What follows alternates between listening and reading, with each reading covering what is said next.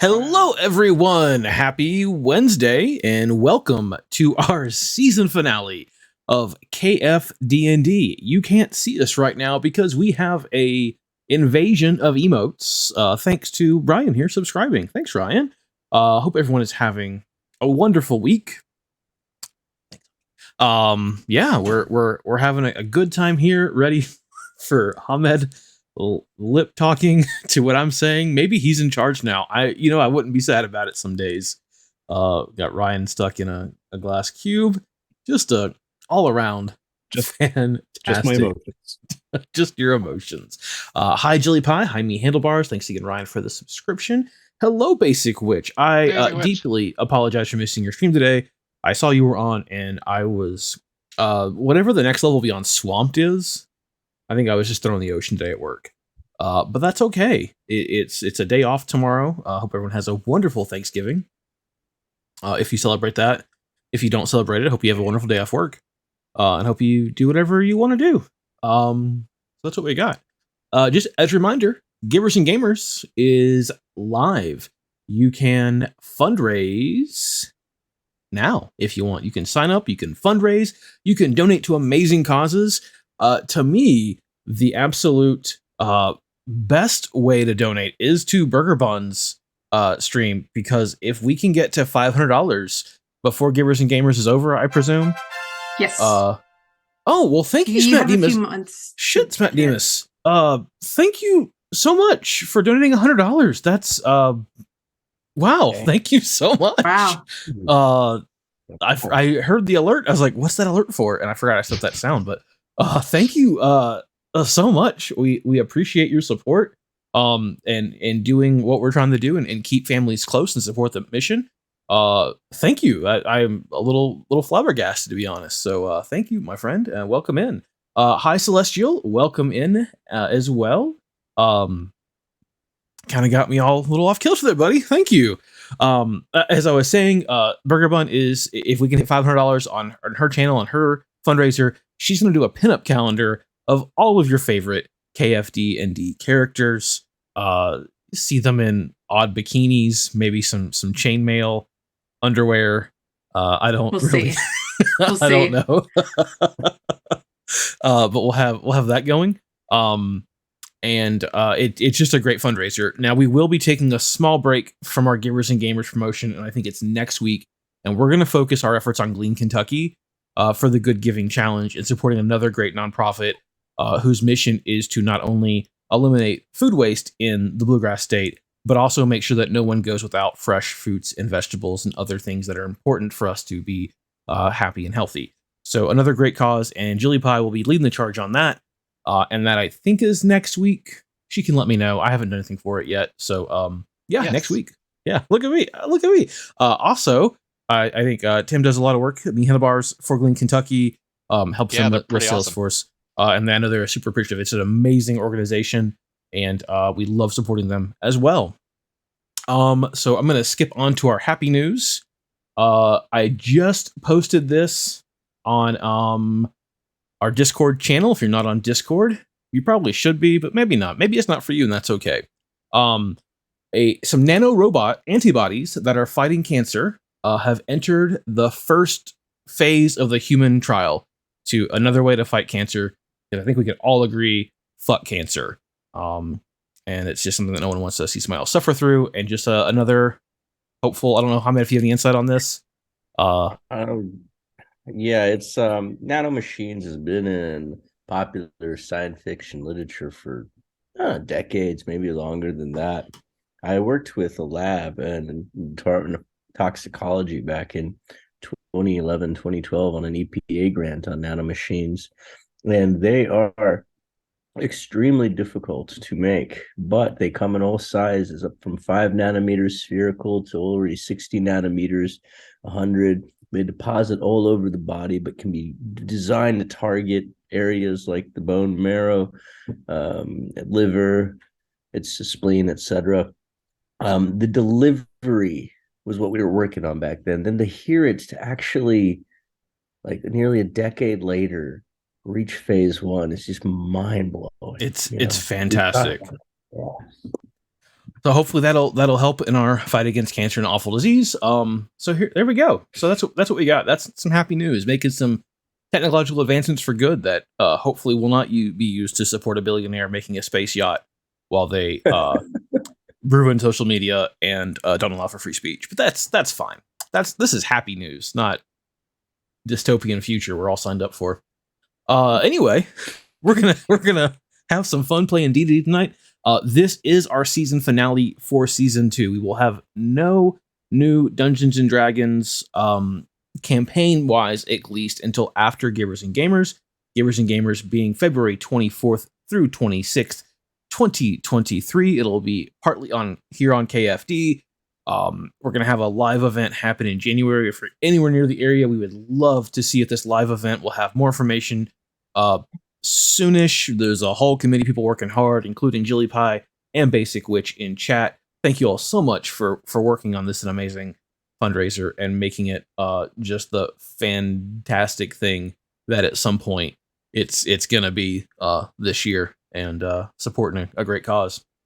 Anyway, let's do a recap of last episode and let's get into it, unless anyone else has some personal happy news they want to share. All right, let's play some D&D. All right. Our last episode in season 2 was episode 8. The party, having rested just enough to lick their wounds, saw that the broken pieces of a sarcophagus were beginning to come together, indicating that they had a limited amount of time to complete the challenge. They picked themselves back up and got into formation and chimed through a rock at the orb full of circling air in order to free an air elemental inside. It began by trying to blow away Chime, who managed to hold on and move back to provide a better chance of hitting next round. Karn stepped in and began slashing away at the giant monster, James and Mostep also launching attacks from a distance. The air elemental began to focus on Karn, slamming into him and trying to blow him away to no avail. Finally, Karn tamed the beast, slashing at him until he was nothing, and not without his own wounds. The party came together to find that the magical barrier blocking off the end of the room had dissipated. The egg, as well as 4 armor stands, were now available for inspection. Mostep pulled out a scroll of identification, ready to find out what exactly that artifact was. While he read over the scroll, the party inspected the armor, finding that each member had a new set suited to their own needs. Once Mostep finished his spell, he was bewildered, not sure how exactly to describe what he had just learned. He found that the egg itself is an unstable tool of creation, one with several charges that will imbue the party with the power of the gods. Once those charges are expanded, the egg will go back to its home plane. Mostep believes that the egg angered the gods, but in the hands of the party could be used to defeat Dragonbane, the one who has been stealing the power of the gods and oppressing the people of this world. Mostep asked the party to use this new power to destroy the Marquis of Brownstone, and in return, he would do whatever he would to assist the party with taking down Dragonbane. They agreed to leave, to head back to Brownstone to the Flock and Key to make a plan of attack. On the road back, light discussion was had. Ken complimented Chime's battling skills. Khan asked after Mostep, who was still a bit shaken. He also asked about Mostep's magical powers and how he acquired them. It turned out that the hilt of a magical sword gave him his abilities, the capability of speech, and that it speaks to him. Chime also took the opportunity to thank Mostep for saving her. James let him know all about Dunya and the party's experiences with her, about Calm's death and rebirth, and the party's opinion on scars. Once back in the Flock and Key, the group settled into some drinks. Mostep would begin spreading rumors that the Duck of Justice and the rest of the party are in town, and taking down the oppressive Marquis. They discussed strategy and decided on a plan to start the march at Howard's Duck Inn and ending at the 6-Star Keep. Mostep wouldn't tell the party what exactly the inn was looking like, and the party had not been there, fearing that it was unsafe for them. James suggested that Chime go to see the Duck Inn to judge whether Ken needed to know what was waiting for them before the march. or if it would be better to let him see it for himself. James helped cover for her, suggesting that Chime go lay down because the booze was getting to her. She snuck through the temple trail and up the workers' ward where the Duck Inn was located. Once she found it, she was relieved to find the inn itself still standing and seems to be full of patrons. However, she spied a pile of busted stone in the front of the storefront. There were candles, trinkets, gold and silver pieces strewn amongst the rubble. When further inspected, Chime found that this was not just a pile of stone. It was Howard, busted into pieces. Inside of the tavern, townsfolk began to chant and whip themselves into a flurry. Knowing that the party was back in town, Chime reached out to a patron, telling him that they were back and that they would get justice for Howard. And as soon as she was there, she was gone, traveling back to the Flock and Key. That was both an excellent written recap and excellently narrated. Kudos to both of you for that. Yeah. All right.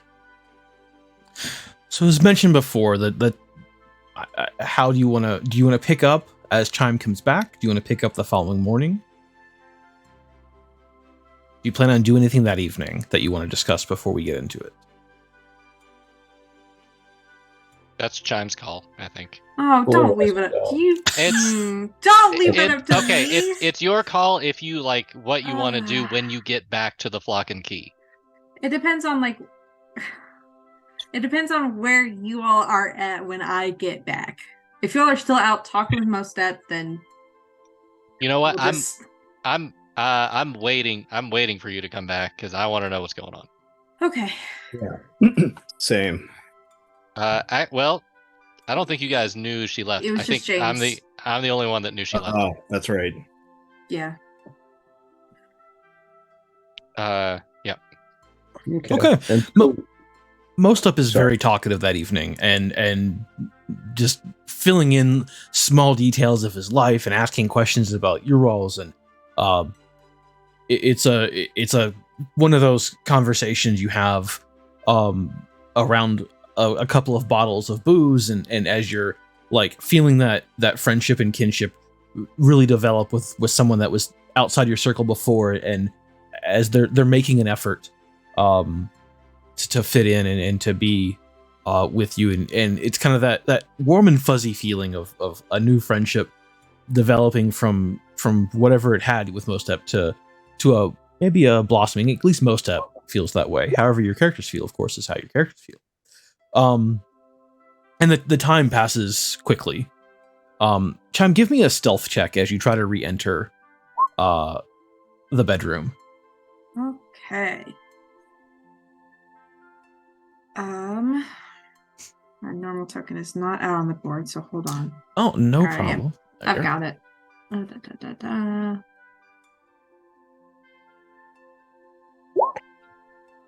That is a 15. Okay, I don't think anyone's passive perception is that high. So I would say you're able to sneak back in without anyone really noticing. Okay. Yeah, I guess I scrambled back in through the window. Kind of, I'd stuffed some stuff in the bed to make it, if anyone had happened to peek in, to make it look like I was laying in bed. I'm taking that out now, and I don't know. I'm just gonna sit on the edge of the bed. Okay. It's what I just saw. It's not pretty. It's gonna affect her. Absolutely. You still hear the voices from the other side of the door out in the main hall of Flock and Key. A little bit of laughter and probably a little bravado, especially from Mostep, embellishing his role in your fights that you had earlier with them, mentioning, especially playing up the part. You can hear him pretty clearly where he saved you from certain doom, and even let himself stay on fire longer just to make sure you were safe. Ah. Well, isn't he a gentleman? A little bit of I don't think that was the only heat we were feeling at the moment. Bravo. Just that kind of but a little more slurred perhaps as well. Yeah. I mean, technically I'm supposed to be able to see people if I'm gonna link with them, right?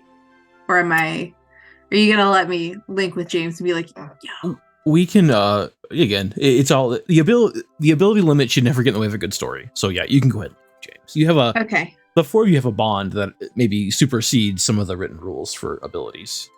Okay. Yeah, in that case I guess I'm gonna reach out to James and just say I'm back and it's not good. It's not good. And I'm not verbally thinking. I'll be right there. Outwardly, guys, I think I'm gonna go meditate for a bit. If you don't mind, give me a little bit of time to compose myself before bedtime. That would be nice. Yeah, take as much time as you need. No worries. Just try not to wake Chime up when you're going to meditate. I think I can do that. All right, and I'm gonna go back to the room that we share. Yeah. Ken turns to Karn and say, "Do tieflings sleep?" I think so. I mean, We've been together for like a year and a half, haven't we? Yeah. You've seen him sleep before. I Unless he's imagine been that this is faking. just the random conversations of two guys who have had one too many. Absolutely. Yeah, I mean, you've had your share of drunken conversations, I'm sure. That is true. They call Tieflings them do sleep. fingers, but I've never seen them fing. Oh, okay. Anyways, somber mood. Okay. Sorry. I think Really we've all doing got a little bit of the giggles. Really Yeah. doing a good job here. Okay. got Okay. it, okay. Serious. All right. I'm gonna come in and I'm just gonna sit on the ground. Sorry, Cross my real legs. quick. Rolf, welcome in, my friend, and thank Oh. you so much for the sub. Hi, Rolf. Greatly appreciate it. Hope you are doing well. We're in the middle of our D&D game. This is our season finale, and we're going to get kind of back to it. But hello and thank you. Hi, Rolf. All right. So yeah, I'm gonna sit on the ground, cross-legged, in front of Chime. It's Howard. I don't know who did it, but they destroyed him and they sat him out there so that everyone could look. I mean, it's become like a personal shrine, but I don't think there's any fixing him, James. No. I can't. That couldn't have been James, or couldn't have been Howard. It had to be Howard. I mean, I looked at him. I paid tribute. There's pieces of him. It can't not be him.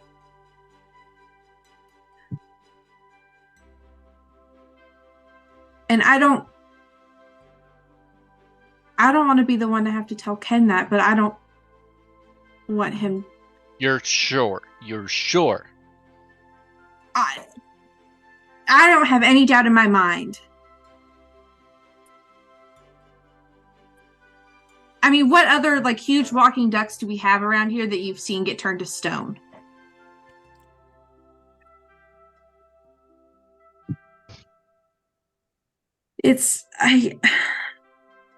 Who do you think held the hammer?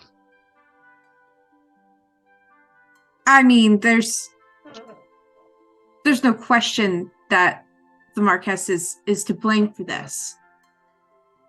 she's she's the one that set it up to look like she was petrifying all of us in the first place. Ooh, I can mend things. I don't know if that's gonna work. Like he's James, he's rubble.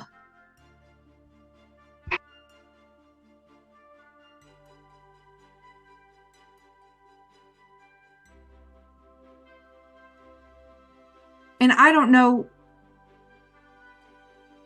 I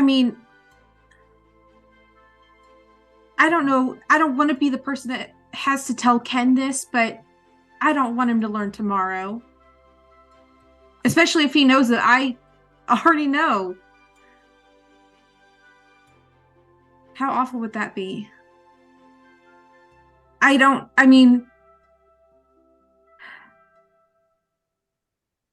think we have to tell him. Ken Incarnate, at this point, even if it's hushed, you can hear a conversation happening. Oh, you're doing psychic, aren't you? Never mind. My bad. I forgot. I sometimes forget you have that link. No, during that last part, I feel like I would not have been able to keep that in your thoughts. Gotcha. Perfect. So you can hear James talking, and maybe not quite as hushed as he would have hoped. But you can make out words, but you know he's talking to someone. Can you hear that? Yeah. Should we go check on him? I'm gonna get up and I'm gonna punch a hole in the wall. Okay. Hey, Adam Driver. Not like actually trying to just. But I guess I would call this non-lethal damage. I'm trying to just get some of that energy dissipated, not trying to actually hurt the wall or hurt myself. I'm just trying to dissipate some of my energy. Okay. So probably punching a pillow is a little better because these are I think plaster walls.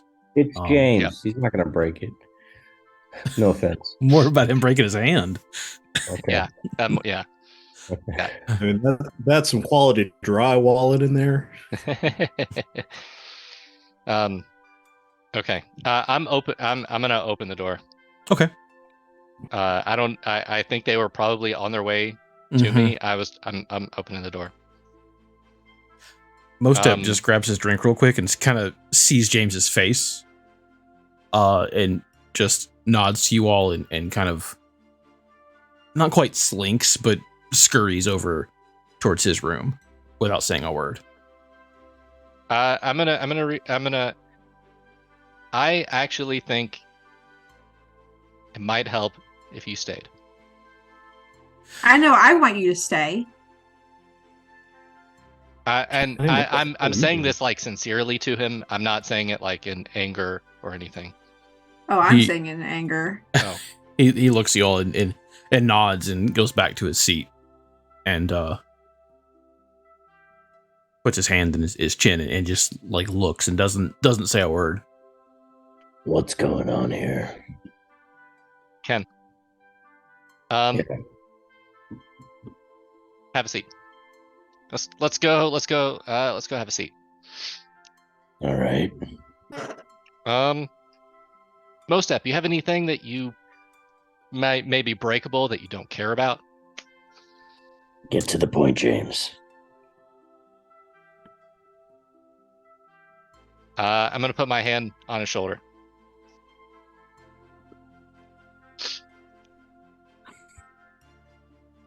Howard can't be revived. He can't come back. You see Ken sigh, and then he puts his head down, just stares at the ground. I asked Chime to go find out what was at Howard's Duck Inn. Ken. Yeah. They destroyed his statue.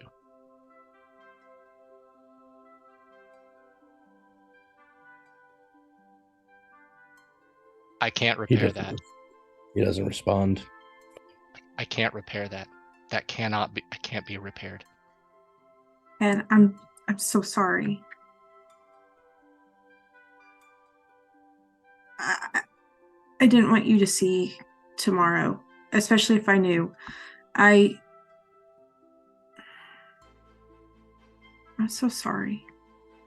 The glass in his hand shatters.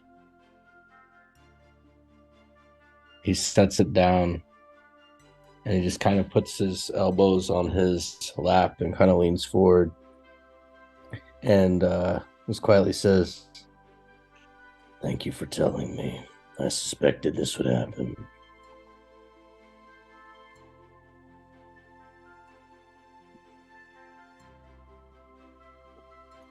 It's quiet. I think it remains quiet for a little while. This uncomfortable silence. People just accept. They allow him to kind of simmer.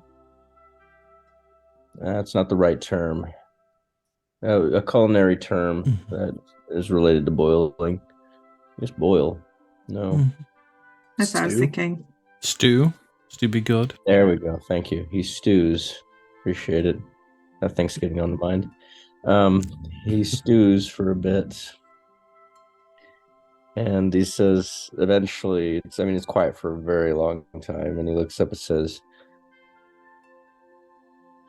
"Marcus will pay for this, even if it means it's my hand around her neck."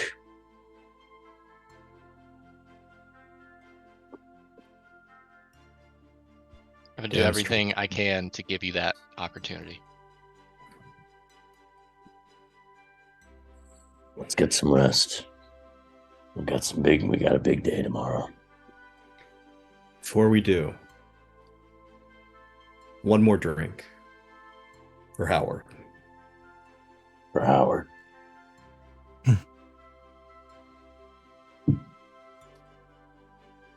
Clink.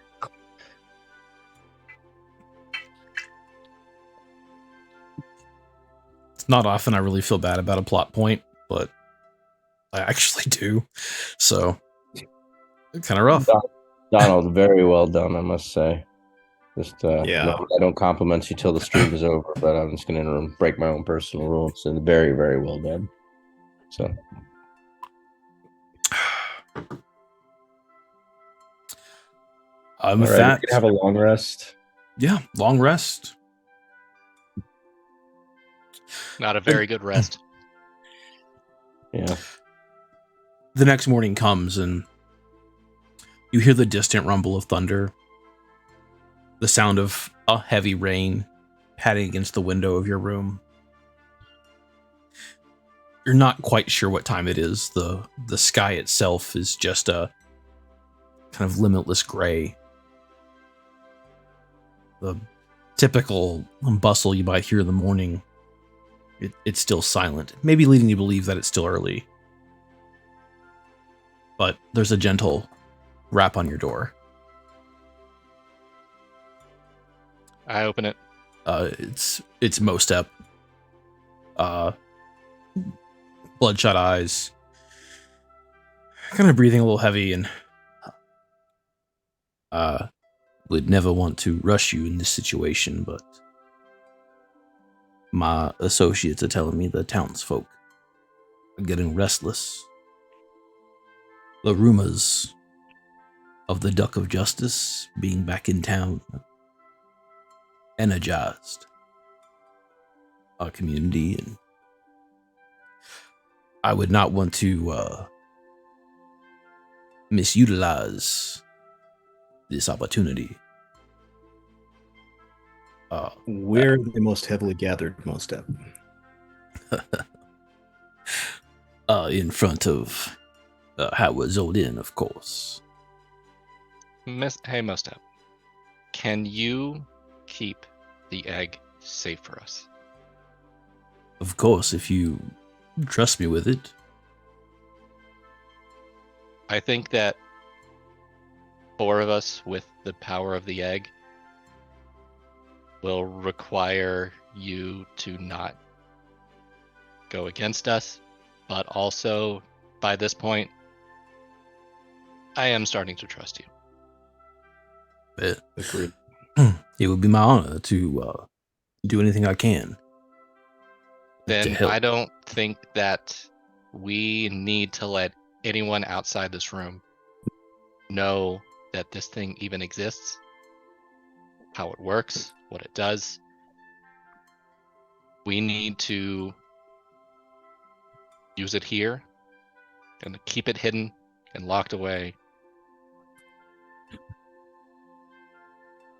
Of course. But I am turning to the rest of the party. But if you all have another idea, please let me know. Ken turns to Mostep and saying, I trust you. I trust him as well. I trust I- you, Mostep. Visibly shocked that Ken was the first one to say that. I will do whatever I can to maintain that trust and hopefully help it grow. Yeah, you're not a thief. You're a reverse tax man. I'm glad we finally see eye to eye, my friend. Okay. Are you all ready? Let's Hold go on. shit up. Come on, man. My new armor, it has a command word to change appearance, right? Do It I get does. to choose that? Of course you do. Okay. I want it to be the sound of a grass whistle. Okay. And I want it to look like gold-plated armor. So Okay. very cool. I'm bringing the show. Now I'm ready. Make it a wolf call. You know, and then all of a sudden it changes. If only. If only. Love the whistle. All right. Mostep, do you know how we activate this thing? If you don't, I can try. When I used my scroll before, it appears you grab both the top and the bottom and give it a gentle pull and twist. I thought you rubbed it. Well, maybe that Sorry. comes after, but we don't have time for that right now. Okay. All right. Do you okay, last question. Do you know if we can all just do that together at the same time? Or do we have to go one by one? Well, from my understanding, it was only the chosen of Dunya that would be affected. And one use, as long as whoever her chosen might be, are together, they have whatever this power might be. So I would think a single use, as long as you're close, will work just fine. Okay. James just twisted already. Okay. I would like to do this. Can we all please, sit in the living room on the ground in a circle? Sure. And Okay. I'm gonna meditate, and I'm gonna actually think, try to reach out to Dunya, not to have a conversation, but just to say, I hope this goes well. And I hope that this gets us closer to your plan. And I twist it. All right. You twist it, and it just barely comes apart. Just the tiniest little bit. And as you do, a golden light emits from inside of it.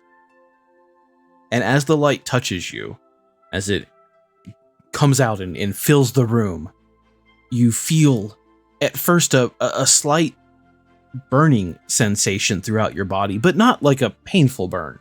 I'd say more like when you put Icy Hot or something like that on you and you have a really sore muscle, and it's that almost relief of you've been so tense and you're finally able to relax and finally able to come into your own.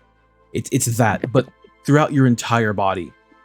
And then you can't, your limbs are shaking as if electricity is pouring through your body. And for just a moment, you're lifted off the ground by some type of incredibly gust. Thank you for animating of it. A gust of wind somehow fills the room and has you. But as soon as that happens, once again, you're grounded, and your connection with the earth itself seems to intensify. And somehow, some way, whatever your chosen path has been, you're at the end of it. Your abilities are maximized.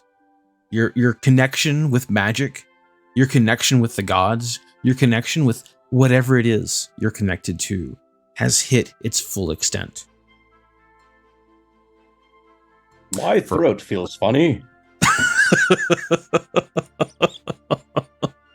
What is going on? Maybe just clear your throat. Oh dear. No, that's better. There you go. I don't know if it worked or if the liquor from last night is really just hitting me. At this point, chat, we've had our players make level 20 characters, and they are now using those character sheets until I tell them not to, which is no, very short. So your muscles have grown stronger. Somehow you've gained more dexterous. You've gained knowledge of years upon years of mastering different forms of combat. And here you are. Mostep, however, did not seem to take this light quite as well, as he is face down on the ground. A little bit of singeing coming off of his feathers. He's breathing, and he looks up, and just, I'll be honest, I'd hoped I was chosen too, but I fear I'm not. And he lets out a couple coughs, but I will ensure the egg is safe and remains closed until your return. Thank you, friend. Infinity Gauntlet. No, it's not the Infinity Gauntlet. Disney's not messing around anymore. Ooh. I'm gonna get up and you know how how shadow boxers dance around on their feet? I'm doing that, but I'm not doing the shadow boxing stuff. I'm just I feel different. I wasn't sure if it was going to work on me, but I guess I know it did not work. Ken walks to the grand piano and picks it up with one arm. I don't know if Put that Ken's back. quite Don't hurt that strong right Maybe now. maybe put that down. Holy shit. This is awesome. Hey, let's not break all of Mostep's things. Okay. Things. Let's make sure we do not pet any animals while we're out and about, because I am afraid. I mean, I don't know what to do. All right. I'm gonna go over to Ken. I'm gonna slap both of his shoulders like we're playing sports ball or something. And you ready? Ready? Yeah. Come on. It's for Got my Howard. duck face on. Do this. I'm gonna look at Karn and just kind of nod, let him know I'm not gonna do that. I'm sorry. I meant You don't- face. You don't have to do that with me, Karn. They can do that. Don't do that with me. I'm gonna go over to Chime. High Give her five? hold up a fist bump. Oh, okay. Wait. Okay, so we're all doing a group high five? Maybe Yeah. everyone else is Group doing high it. five. Group Group high high five. Yeah. 1, 2, 3. And we freeze in the air for 4 seconds. Okay. I think I think we should not announce ourselves coming out of this place that is a safe haven for us. We should go to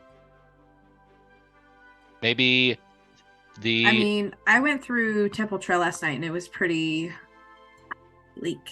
So I think that if we can sneak a little bit away, and then start walking through the street, visible. Hear me out. We get helmets, white shirts, black slacks, and bicycles. we're coming in with a riot behind us. Never mind. Good So- idea. Any other day of the week, yes. When we get to the rioters, I have an idea for how to get their attention. Just once we get there. Your idea doesn't work. I always make loud noises. So. No. All right. I've got an idea for a visual because we've got all this power going through us. I guarantee you the first time I turn on the sunblade, it's going to be a lot bigger and a lot brighter at first than what it usually is. So You mean your Or weapon, right? something.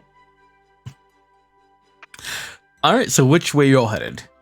I think we should head to the middle of Temple Trail Okay. in cloaks.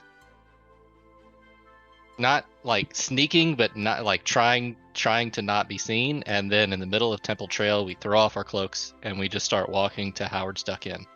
Okay. I mean, it's Everyone give me a stealth check just for keeping your cloak low and trying to stay as incognito as possible. But use your level 20 stealth. Okay, we'll do. Okay, I think I did it. Did I do it? Jesus. Chime.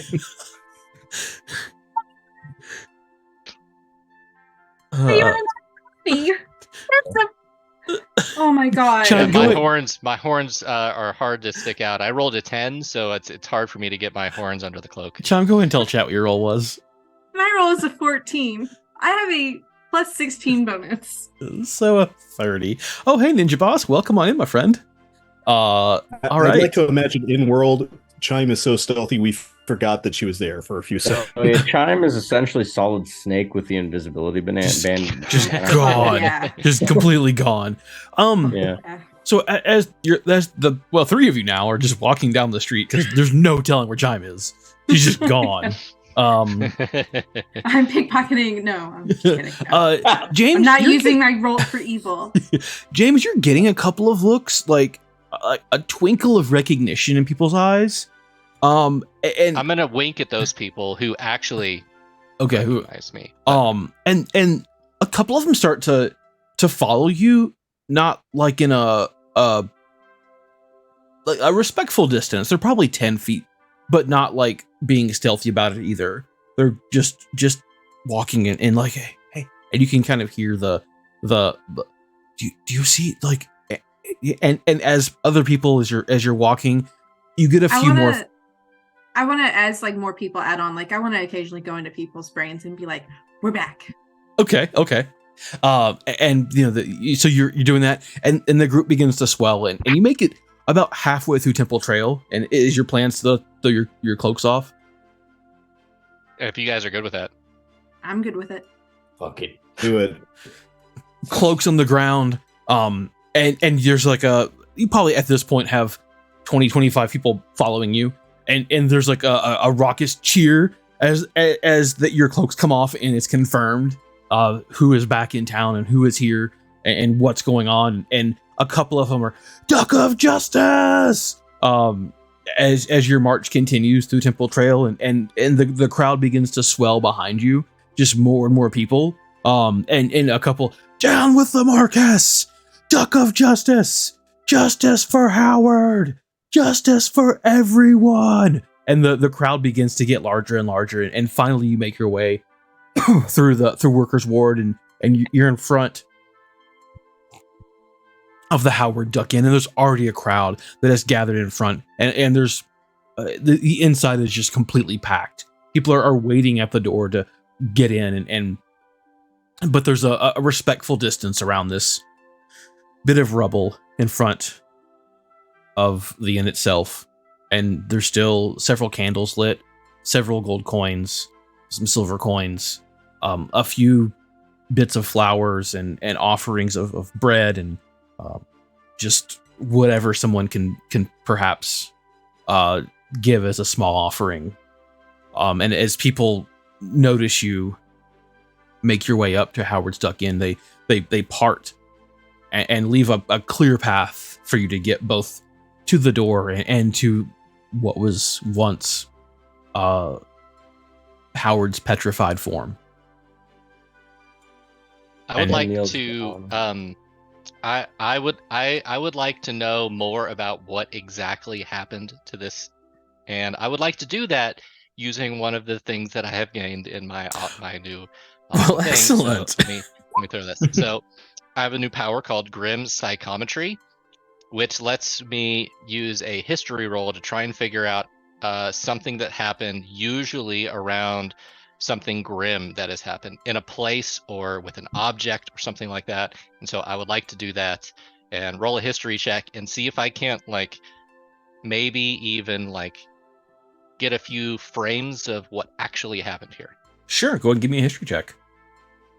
All right. And don't forget, everybody has inspiration to start the session if needed. I'm not going to use that here. Just a friendly reminder. Yeah. Awesome. 16, and had I used inspiration, I would have Also got a 16.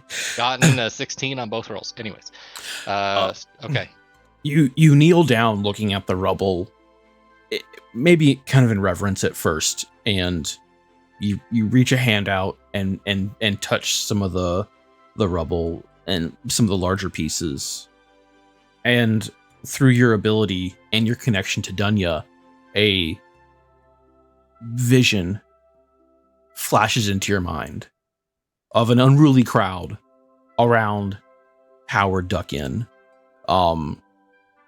openly angry and threatening of what's happened to their town, what's happened to the people, how any hint at insurgency has been met with this just evil oppression through turning him to stone. And Howard was a symbol of that. Howard was well known and well liked, especially with the workers living in workers' ward. He provided a place to stay and never turned anyone away who needed food or a drink or whatever they needed. Howard provided it, and he was loved for that.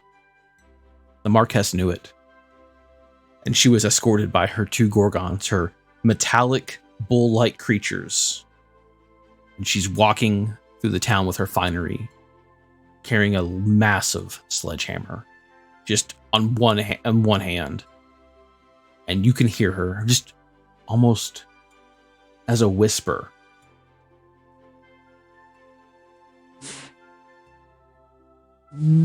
Citizens think that you can bring Howard back.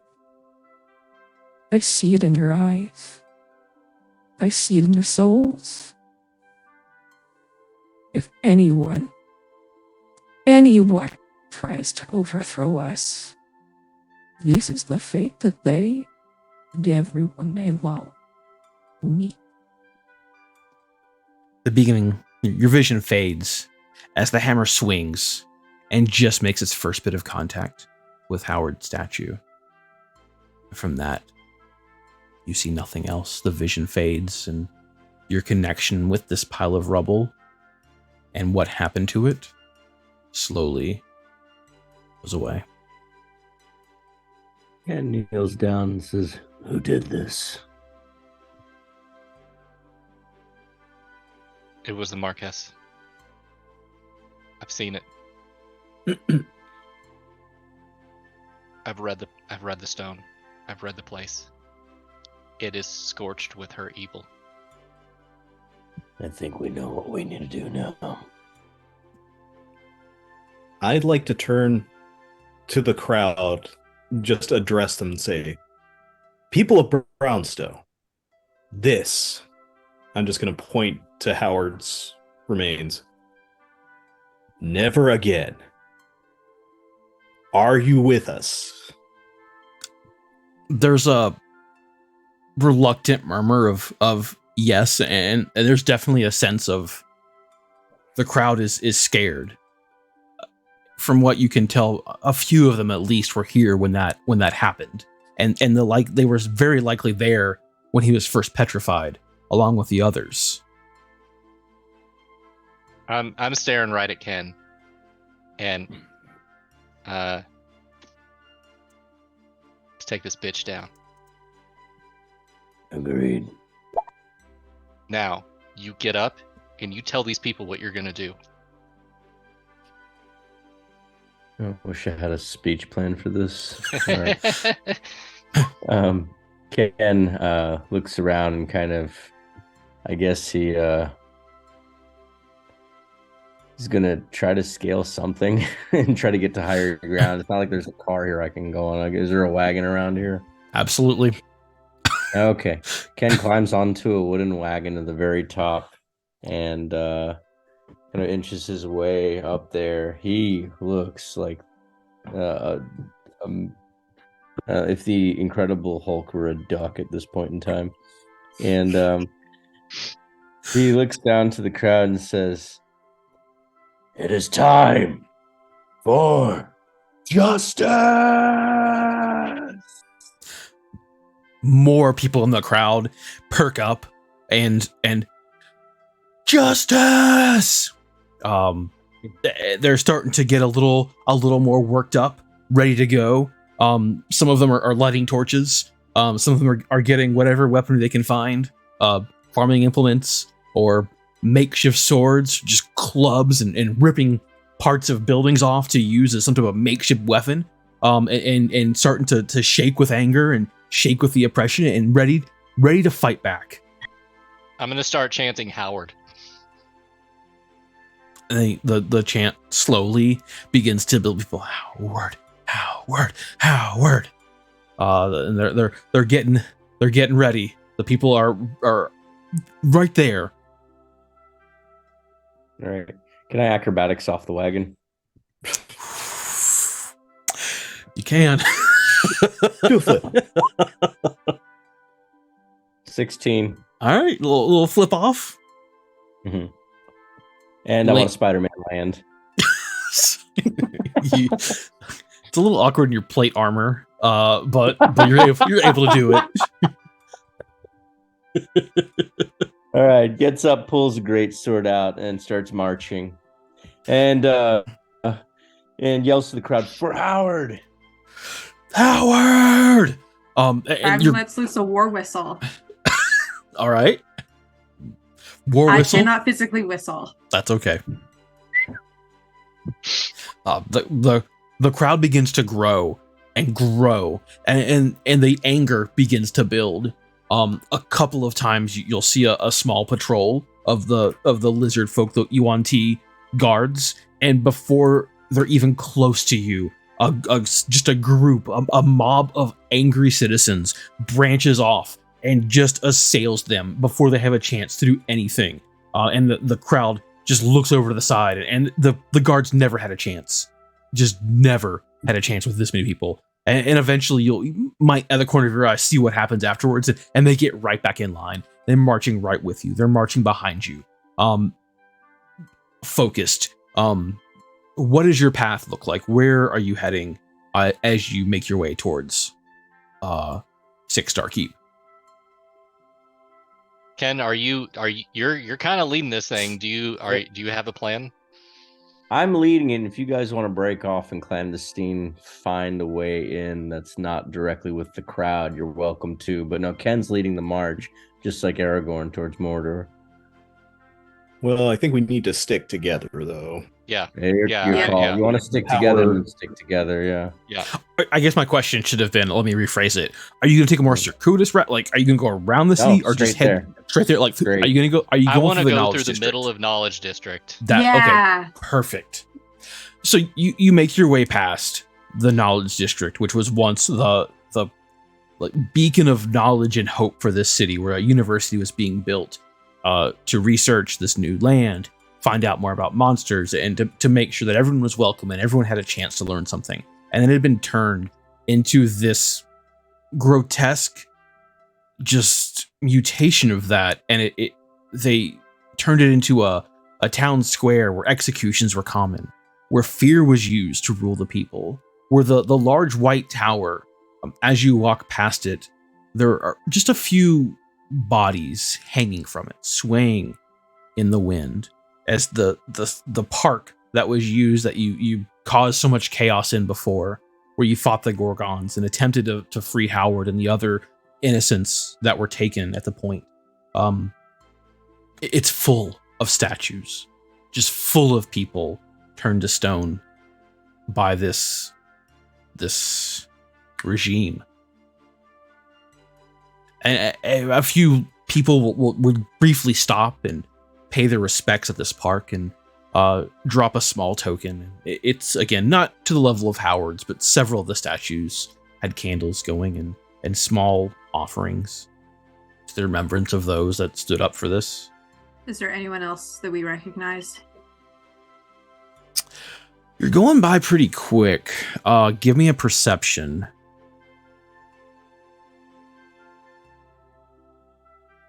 At this point, I don't think that there's a lot. Oh, never mind.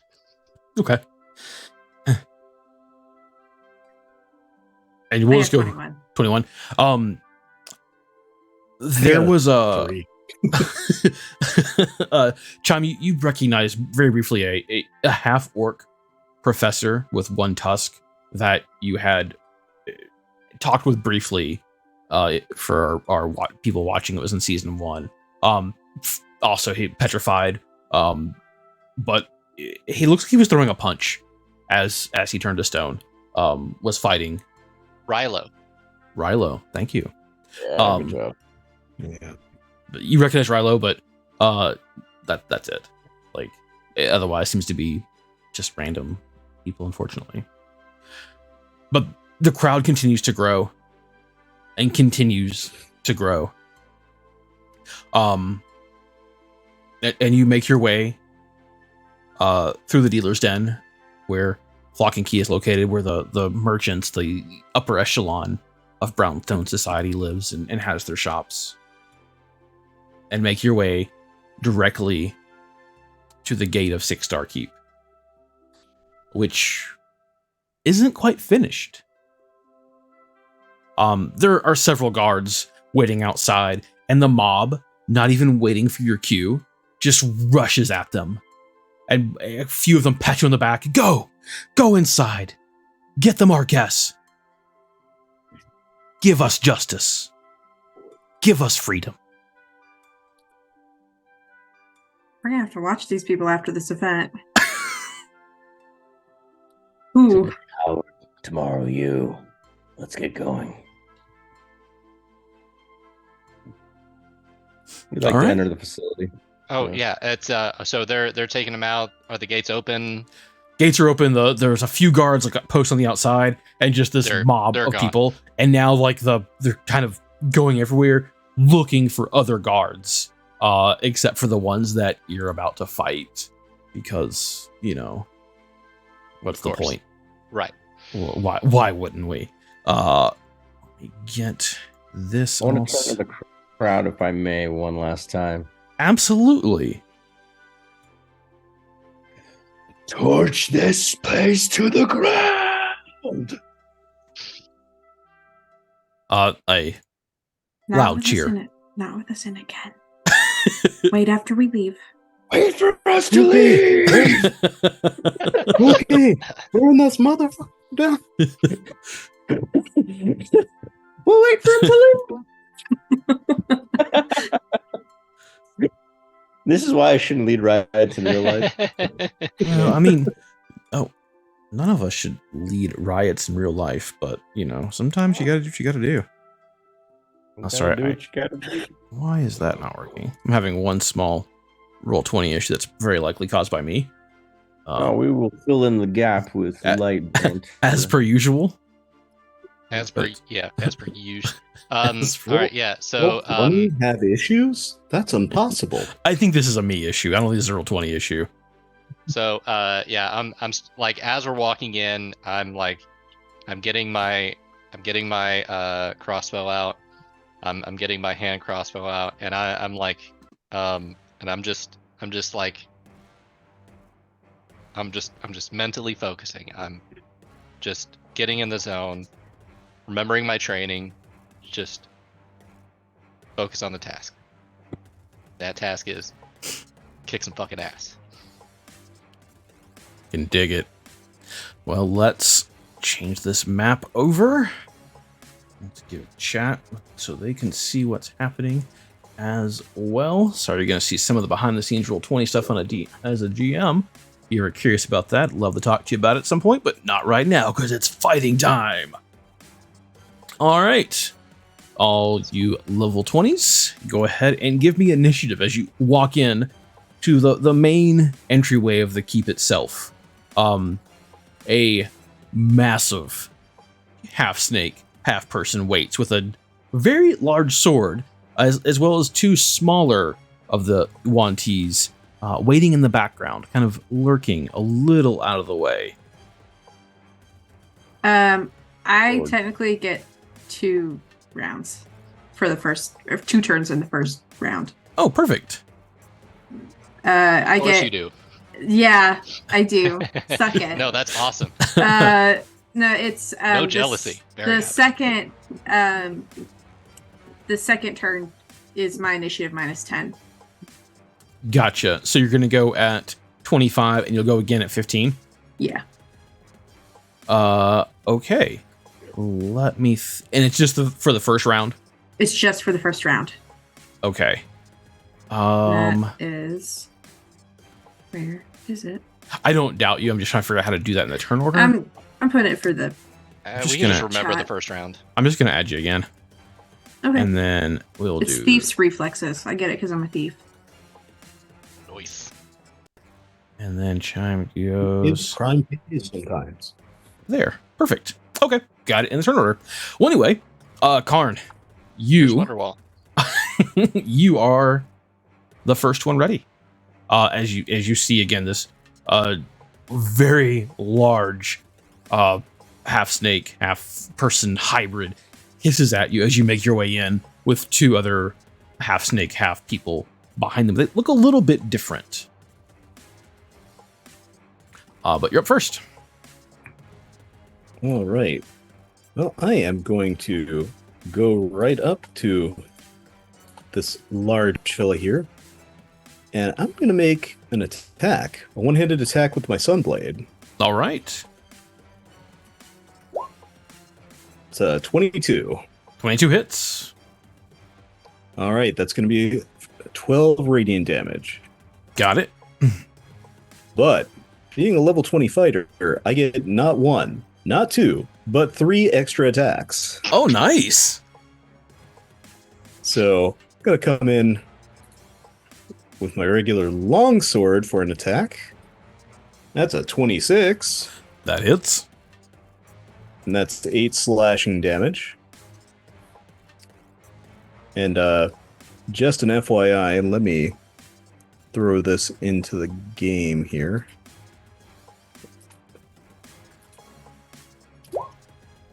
Just an FYI, Donald, I have the feat of Slasher, so basically, once per turn, when I hit a character with an attack that does slashing damage, I can reduce the speed of that target by 10 feet until the start of my next turn. Nice. Added the snail if you are choosing to do that on this one. Yeah. Perfect. All right, so attack number 3. Gonna be switching back to the Sunblade here. Perfect. That's a 16. 16 hits. All right, that's gonna be for 12 radiant damage again. All right. And then a one-handed attack with the longsword to finish things out. And that's an 11. 11 does not hit. Natural 1. It's actually a 1, but... Yeah, this doesn't hit. All right. Anything else? That's going to finish out my turn. Perfect. All right. First chime turn this round is happening now. Okay. I am going to stay planted where I am, Okay. and I'm going to shoot my corpse slayer at the biggin. Okay. And since I'm not moving, I should get sneak, Mhm. which is now 10d6. Jesus. Yeah, it is. Oof. Noise. That is a 24 to hit, 18 sneak damage, and 6 piercing. 24 hits. Wait, do you get advantage because Karn is next to it? I get advantage because I'm not moving. Sweet. It still hits, guys. I was just curious. Yeah, either way. And you just get 1 attack right now? Correct. Okay. Anything else? Because I use steady aim, I have 0 speed. So, Gotcha. Okay. Yeah, no, I'm good. All right. That's that. The large Yuan Ti has Karn in front of him and isn't super afraid of you.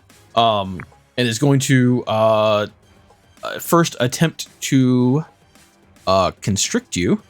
I did not do a good job of matching up these colors. There we go. First attack gets a 26. That's gonna hit. Okay. So it wraps its tail-like body around you and does 13 bludgeoning damage to you, and you're constricted as well. And it's now going to try to bite you, and it gets advantage because you're constricted. But gets a 12. It That misses. does not hit. That's weird. Just clank off your armor. Doesn't seem to do anything, and then is going to attempt to hit you once with its scimitar. Getting an 18. That's gonna hit. For 16 slashing damage. And that's its turn. James, you're up next. All right. So, I am just I'm gonna cast. First thing I'm gonna do is use my bonus action to imbue my crossbow with magical power. Usually I use fire. Today I'm not having any of it, and I'm mad. So with my newfound abilities, I'm going to imbue it with necrotic energy. Oh, nice. So yeah, let me find that real quick. What is that? Cool. So yeah, Rite of the Dead. So now my how I imagine this is the string of the crossbow is like glowing like purple black, and it's like spreading into the crossbow bolt as I load it. And yeah, I'm gonna make an attack Okay. with my On the abomination in the middle. On the big one. Yeah, let's keep going. I want to get rid of that thing. Yep. All right, and there we go. How does a 15 do? 15 hits. All right, so that is 8 piercing plus. That is 6 necrotic damage, and I also realized I forgot to roll my damage to imbue my crossbow, so I'll do that now. Take 9 damage, personal damage, as I squeeze my thumbnail into my palm, rub it on my crossbow string. Before all that happened, but retcon, we'll retcon it. Retcon. Cool. And then so because I've already used my bonus action, I can't use my hand crossbow this time, but I do get the extra attack still. So I'm gonna do that again. And that is a crit fail. That is a 1. 10 does not hit. You shoot, Ken. No, just you're imbued with the power of the creator of everything. So a added benefit is natural ones or just whatever you rolled right now. So congratulations. That's very benevolent, and I love it. This is so fun. I love this is like every like end game battle that you ever wanted, and we get to have it in not in the end game, and it's awesome. I'm loving every minute of this. Excellent. Anything else your turn? No one dismissed you, but you know. Yeah, no, sorry. I'm just gonna take a step this way, Okay. just so I have 2 exit plans if needed. Okay. That is it for James. The other smaller snake person runs behind Karn, almost like this has been practiced to the extent of tactics to subdue, and is going to attack Karn with 2 just melee attacks, trying to hit you with the scimitar, trying to take you down. The first is a 25 because it has advantage with flanking, for 8 slashing damage. And the second attack is a 22 for 8 slashing. That also hits. And that is its turn. All done. Chime, your second turn is now. I think I'm going to continue focusing on the large snake abomination. I'm gonna do the same thing I did last time. I'm gonna hold my ground. I'm gonna shoot it. Okay. Go for the That big- is a 20 to hit with 43 sneak damage and 9 piercing. Jesus Christ. That's why you let that. The rogue is the AD carry. This is awesome. I love this so much. Did I just ruin your combat, Donald? Did I just ruin your combat? You didn't actually.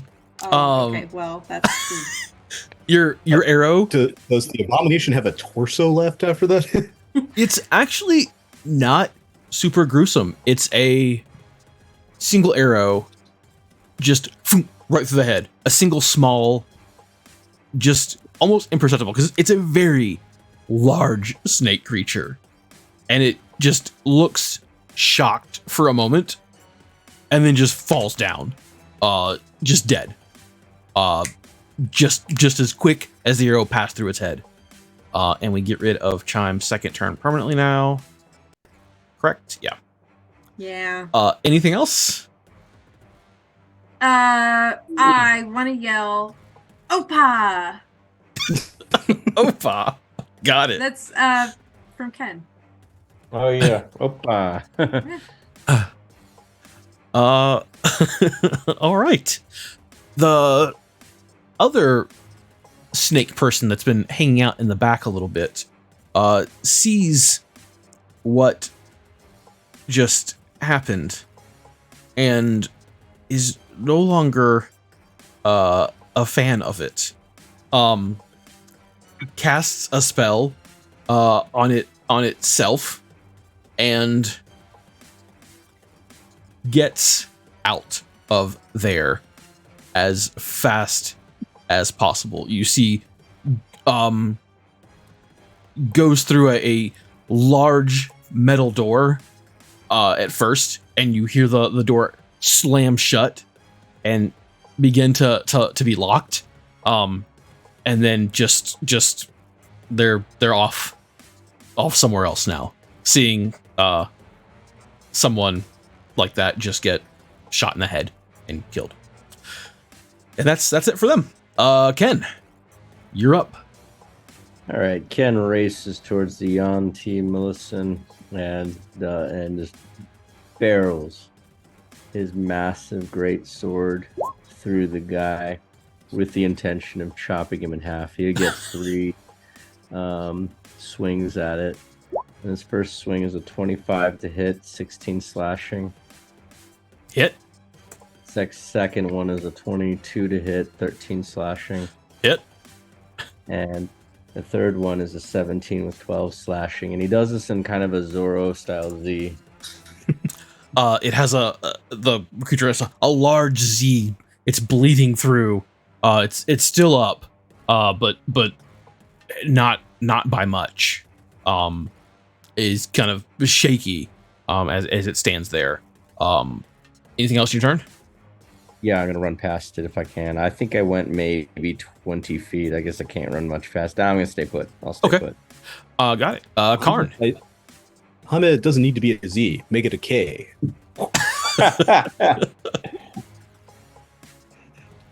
All right. Well, I'm going to assume that the big guy dead, I am no longer constricted. Is that You are right? no longer constricted. You feel it loosen, and you are free to do as you please. All right. Well, I am going to turn around and make a one-handed attack with my sun blade on the Auntie that's behind me. Okay. It's going to be a 27 for 11 radiant damage. Okay. Hits. Long sword attack. Yeah. That's a crit. 30. Natural 30. Never seen Yeah. that. Yeah. Natural 30. So that's 13 slashing damage. All right. It falls to the ground, bleeding. If you want to keep attacking, you can, but we'd have the stop. He's already dead. You beat me to it. Ken starts kicking the carcass and just stopping it. Okay, no, I think since he is truly dead, I'm just gonna be like, ah. Okay, I'm good. All right. All right. So around you is this brick ground, and you kind of see that this is the initial entrance to the keep itself. There's some stables and a kennel, all of which are currently empty. A small barracks, which you've successfully emptied the first bit of it now. But in front of you is a large, thick steel door that, as you could hear, has been shut. And how would you like to proceed? Stand back. Maybe we should let Chime take a look at this door and see if she can get us in without having to bust through it. Oh, while they're doing that, I want to loot the bodies. Okay. I mean, there's some like low quality weaponry. Nothing of value. Nothing. I mean, you could maybe sell the scimitars and stuff for a little bit of money, but nothing like That's cool. exceptional. I'd like to go in. Yeah, while Chime's looking at the door, I want to go into this bedroom over here. Okay. It's the big door in the back, right?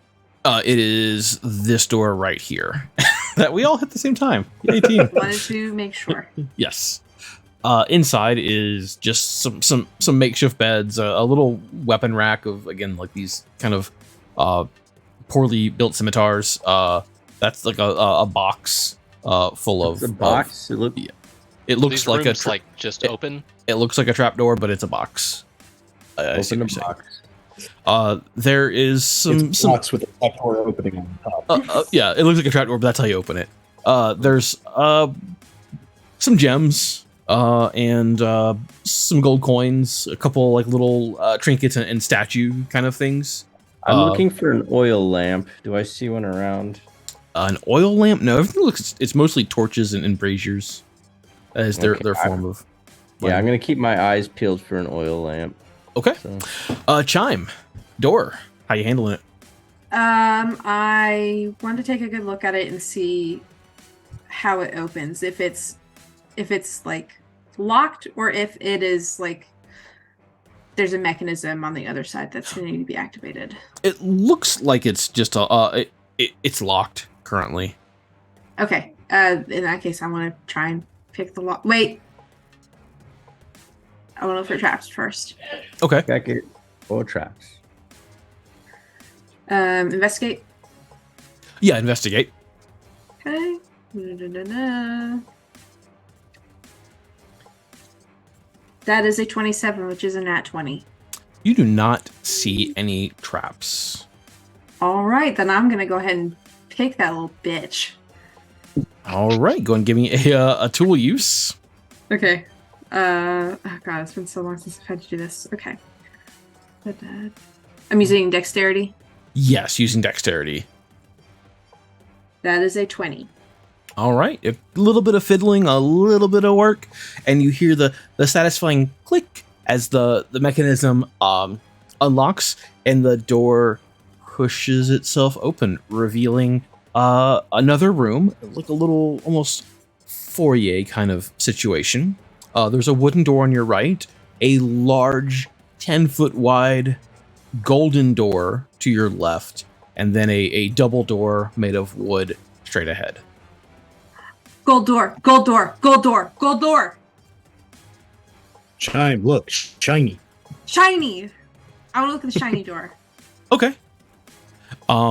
It looks like it's engraved with different symbols and scripts, and it looks very almost rune-like.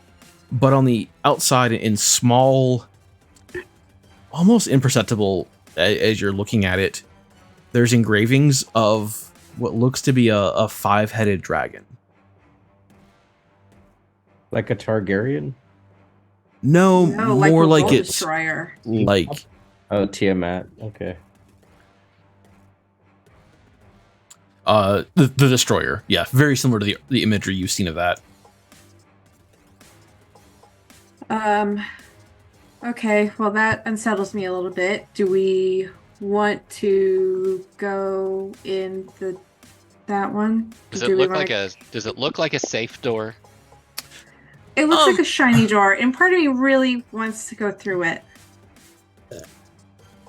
Not quite like a full-on vault door, but it is very ornate and very a lot of care went into this door itself. Is there a lock on it? Is there a lock hole that I could pick? Not that you see. Can I push it open? Yeah, give me a strength check. Okay. If I see her gearing up, I'm gonna hold on. Okay. I'm gonna let's see. So the runes, would you call that a written language? Yes, I would.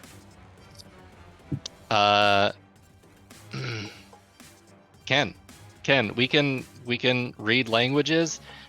I don't have a lot of spell slots, or like I can't do much. Is that something easy that you can?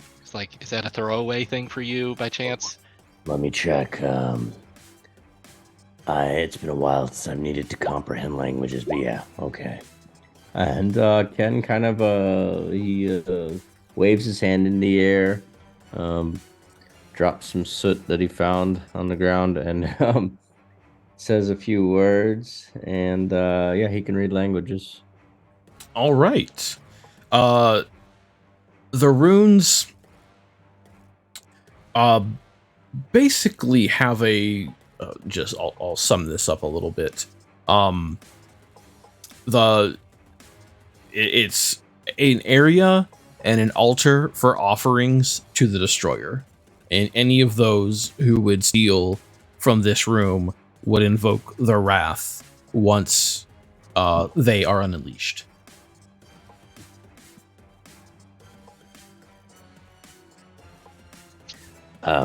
I share that with them and say, maybe we should leave this door alone for now.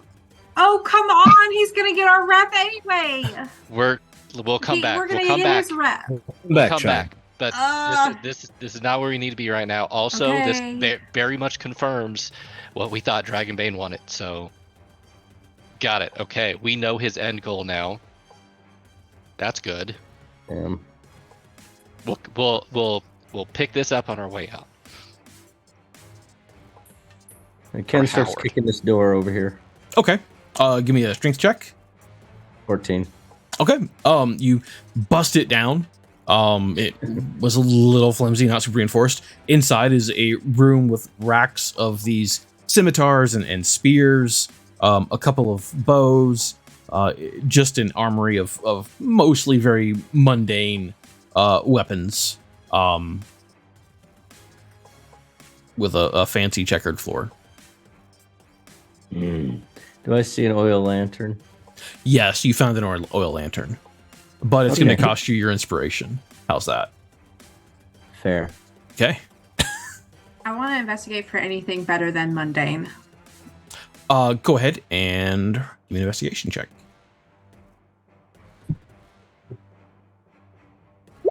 25.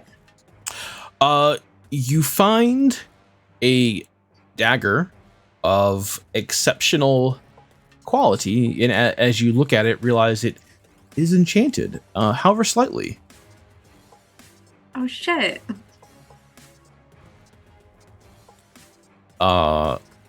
It's just a +1 dagger, which I'm taking that. should be visible to all now. Nice. Leave this room.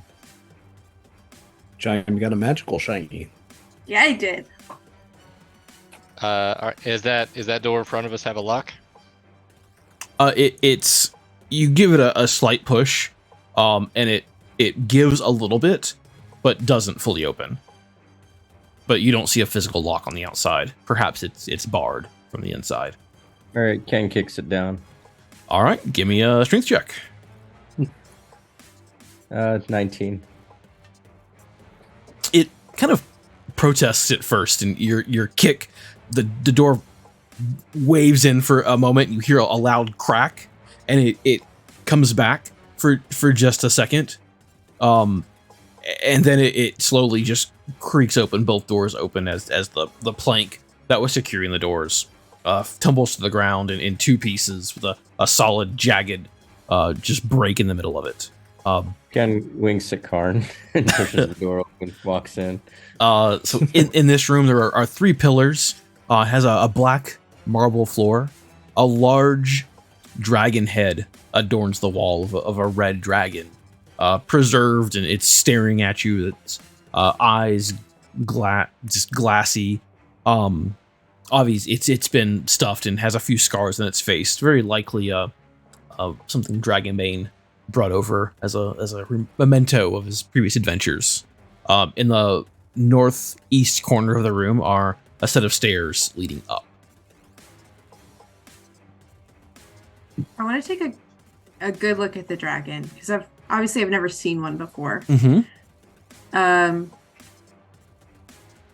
Do I recognize the dragon? Like, Do any of us recognize the dragon? I don't think you have done this dragon personally, but Okay, it's what really gets you is the size. Just this bit of it on the wall, is the size of like just its head, more or less, and part of its neck is the size of a large like workhorse. And thinking of like just the head by itself, the sheer enormity of what the rest of this creature must have been is a little intimidating and a little frightening. But you're pretty powerful right now, so maybe be fine. Maybe. I'm gonna elbow Ken and be like, "You wanted to seduce one of those, didn't you?" Still do. Okay. Well, I'm not going to yuck your yum, but Hey, I will. The employer. And he winks. And he moves on. He walks away. All right. Up the stairs. Mm-hmm. let's head up the stairs. As you make your way up, you can see the tail end, like literally the tail end of the one that you wanted that was running away. Go upstairs, and I'll point that out as you all get on here. Sorry, I had tokens ready and did not. So we're coming in here. Do we smell cucumber? Do you smell cucumber? I'll explain in a second. In a second. Please don't. No, copperheads. Copperhead nests smell like cucumber. If you're ever hiking in the gorge and you smell cucumber, get the F out. That is a copperhead nest, yeah. No, it does not smell like cucumber, but you do see the tail make its way up the stairs here directly to your... You on the right map? Nope, that's on me. You all can't see that map. Directly over here. He runs so far away.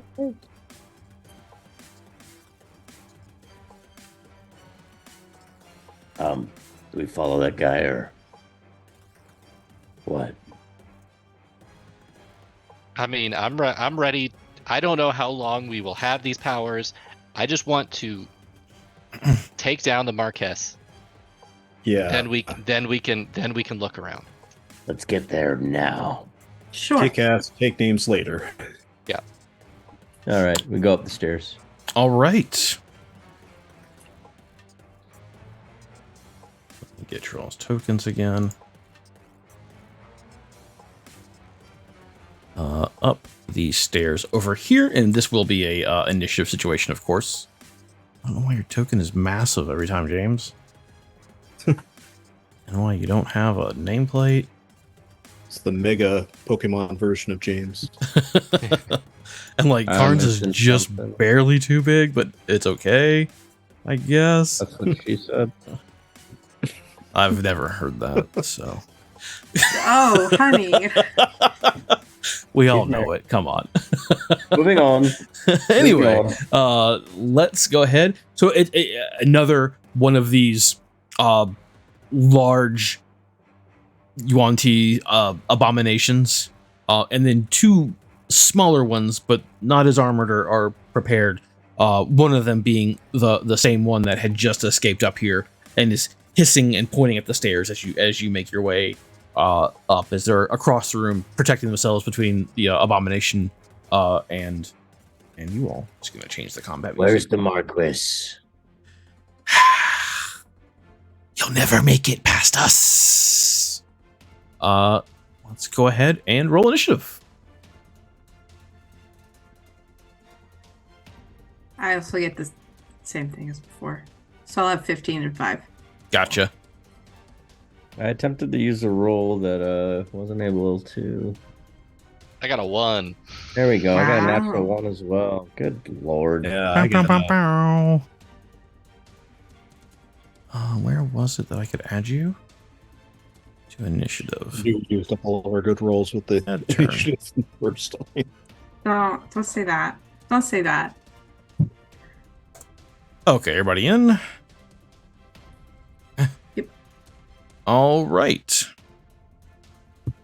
One of the Yuan-Ti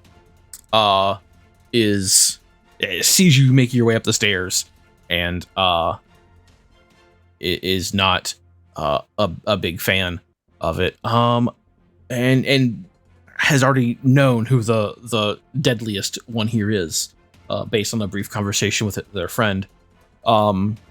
So, Chime, I need you to make an intelligence saving throw. Well, we're screwed. Oh god. Wow. Hold on. Let me make some. Okay. You said intelligence Correct. saving throw. Saving throw. That is a Damn. 20. All right. Hater.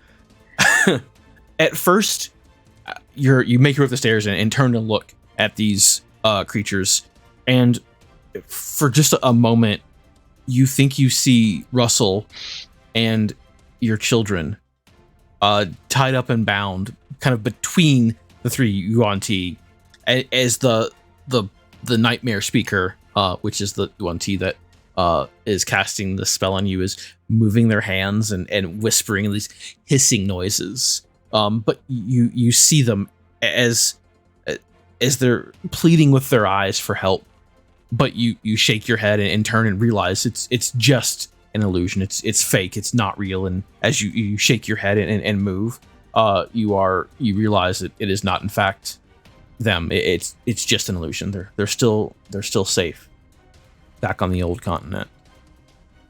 You think. You are. Yeah, you're good there. On a successful save, I think nothing happens. So you are good to go. That is their turn, and you are up for your first turn. Hi, Floyd. Welcome in. Hey, Floyd. I want to shoot the guy that just whispered at me. I can see that's fair. That's fair. That guy's a bit of a bitch, if you ask me.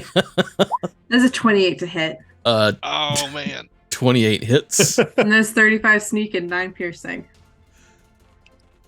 Oof. That's a big chunk of their health just gone. As the arrow just right through their through their arm, and they're a little like blood gushing out. Anything else? Chime's just getting dirty, hairy shots off here. I think. I mean, she's gonna just take a deep breath, and that's all for now. All right. Karn, you're up. All right. Well, Karn is gonna come right up to the nightmare speaker here, and just start things off with a happy little one-handed sunblade attack. That's probably a good thing. 21 to hit. 21 hits. 12 radiant. All right. It's looking pretty rough already. All right, so I'm going to follow that up with a longsword attack. 25 to hit, 8 slashing. It's ducking its head down.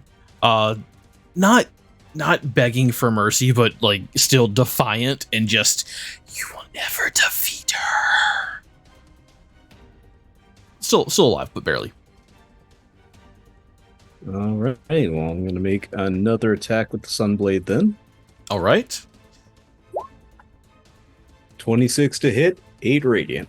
And with that, the Sunblade pierces through the radiant damage, searing its insides, and this one falls over, giving its last nightmare ever. Anything else for you? Well, I still have 10 feet of movement left, so I'm actually going to advance a little more toward this other regular size Yuan-Ti, and that'll finish out my turn. Gotcha. Well, it just saw, once again, this murdering, like, this bow use that is just scaring it, beyond anything it could maybe think of. Oh, I used the wrong. That's fine. And is going to cast a spell on Karn, as Karn is the closest. Karn, I need you to make a wisdom saving throw, please.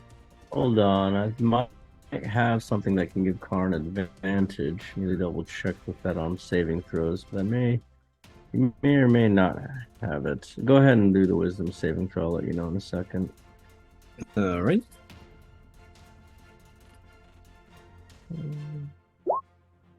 19. Yeah. Have to be in 10 feet for it not to work. Never mind. You're able to succeed on your saving throw anyway, so it wouldn't have mattered. So you are actually, you resist it, and nothing really happens as the terror in the eyes of this one is clearly visible, and makes a run towards these other stairs, and doesn't quite make it there. But that's it for its turn. And the abomination, it's now their turn. The brute force, and is gonna intercept Karn and head over here, and then attack you again 3 times.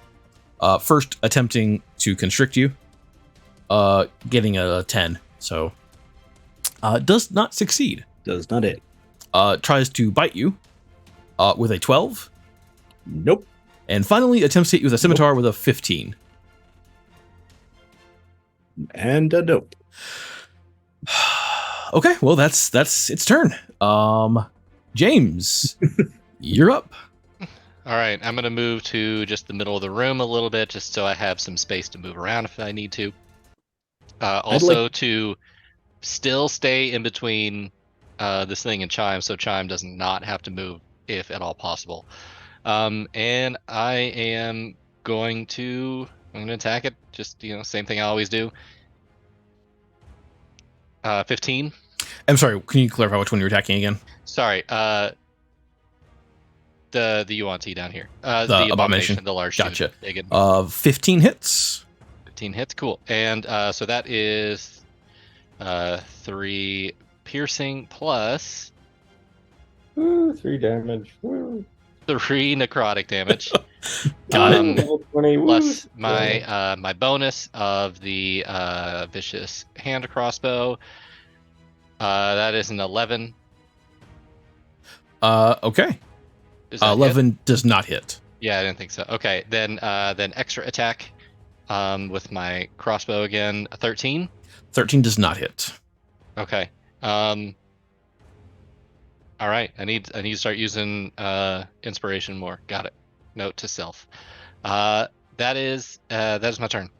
All right. Chime. Your second extra attack or whatever it is. Yep. My second turn. I'm gonna hit our little runner. Or I'm gonna Okay. try to. That is a 28 to hit. Yeah, 28 hits. That's 35 sneak and 7 piercing. 42 damage. Cool. It's not looking great. Health. Oh, that didn't update. Let me. Oh, maybe it is updating for y'all. It's not updating for me on my little graph, but it's fine. It's pretty hurt, but still alive. And that's Okay. it. Anything else? Nope. Okay. You seem really No, I'm good. pleased. Yeah. Ken, you're up. All right, Ken would like to run to the abomination and just slash away. Gotcha. And using just the great sword as before, he will this time try to carve a K on Karn's recommendation. Smart. Swinging downward first.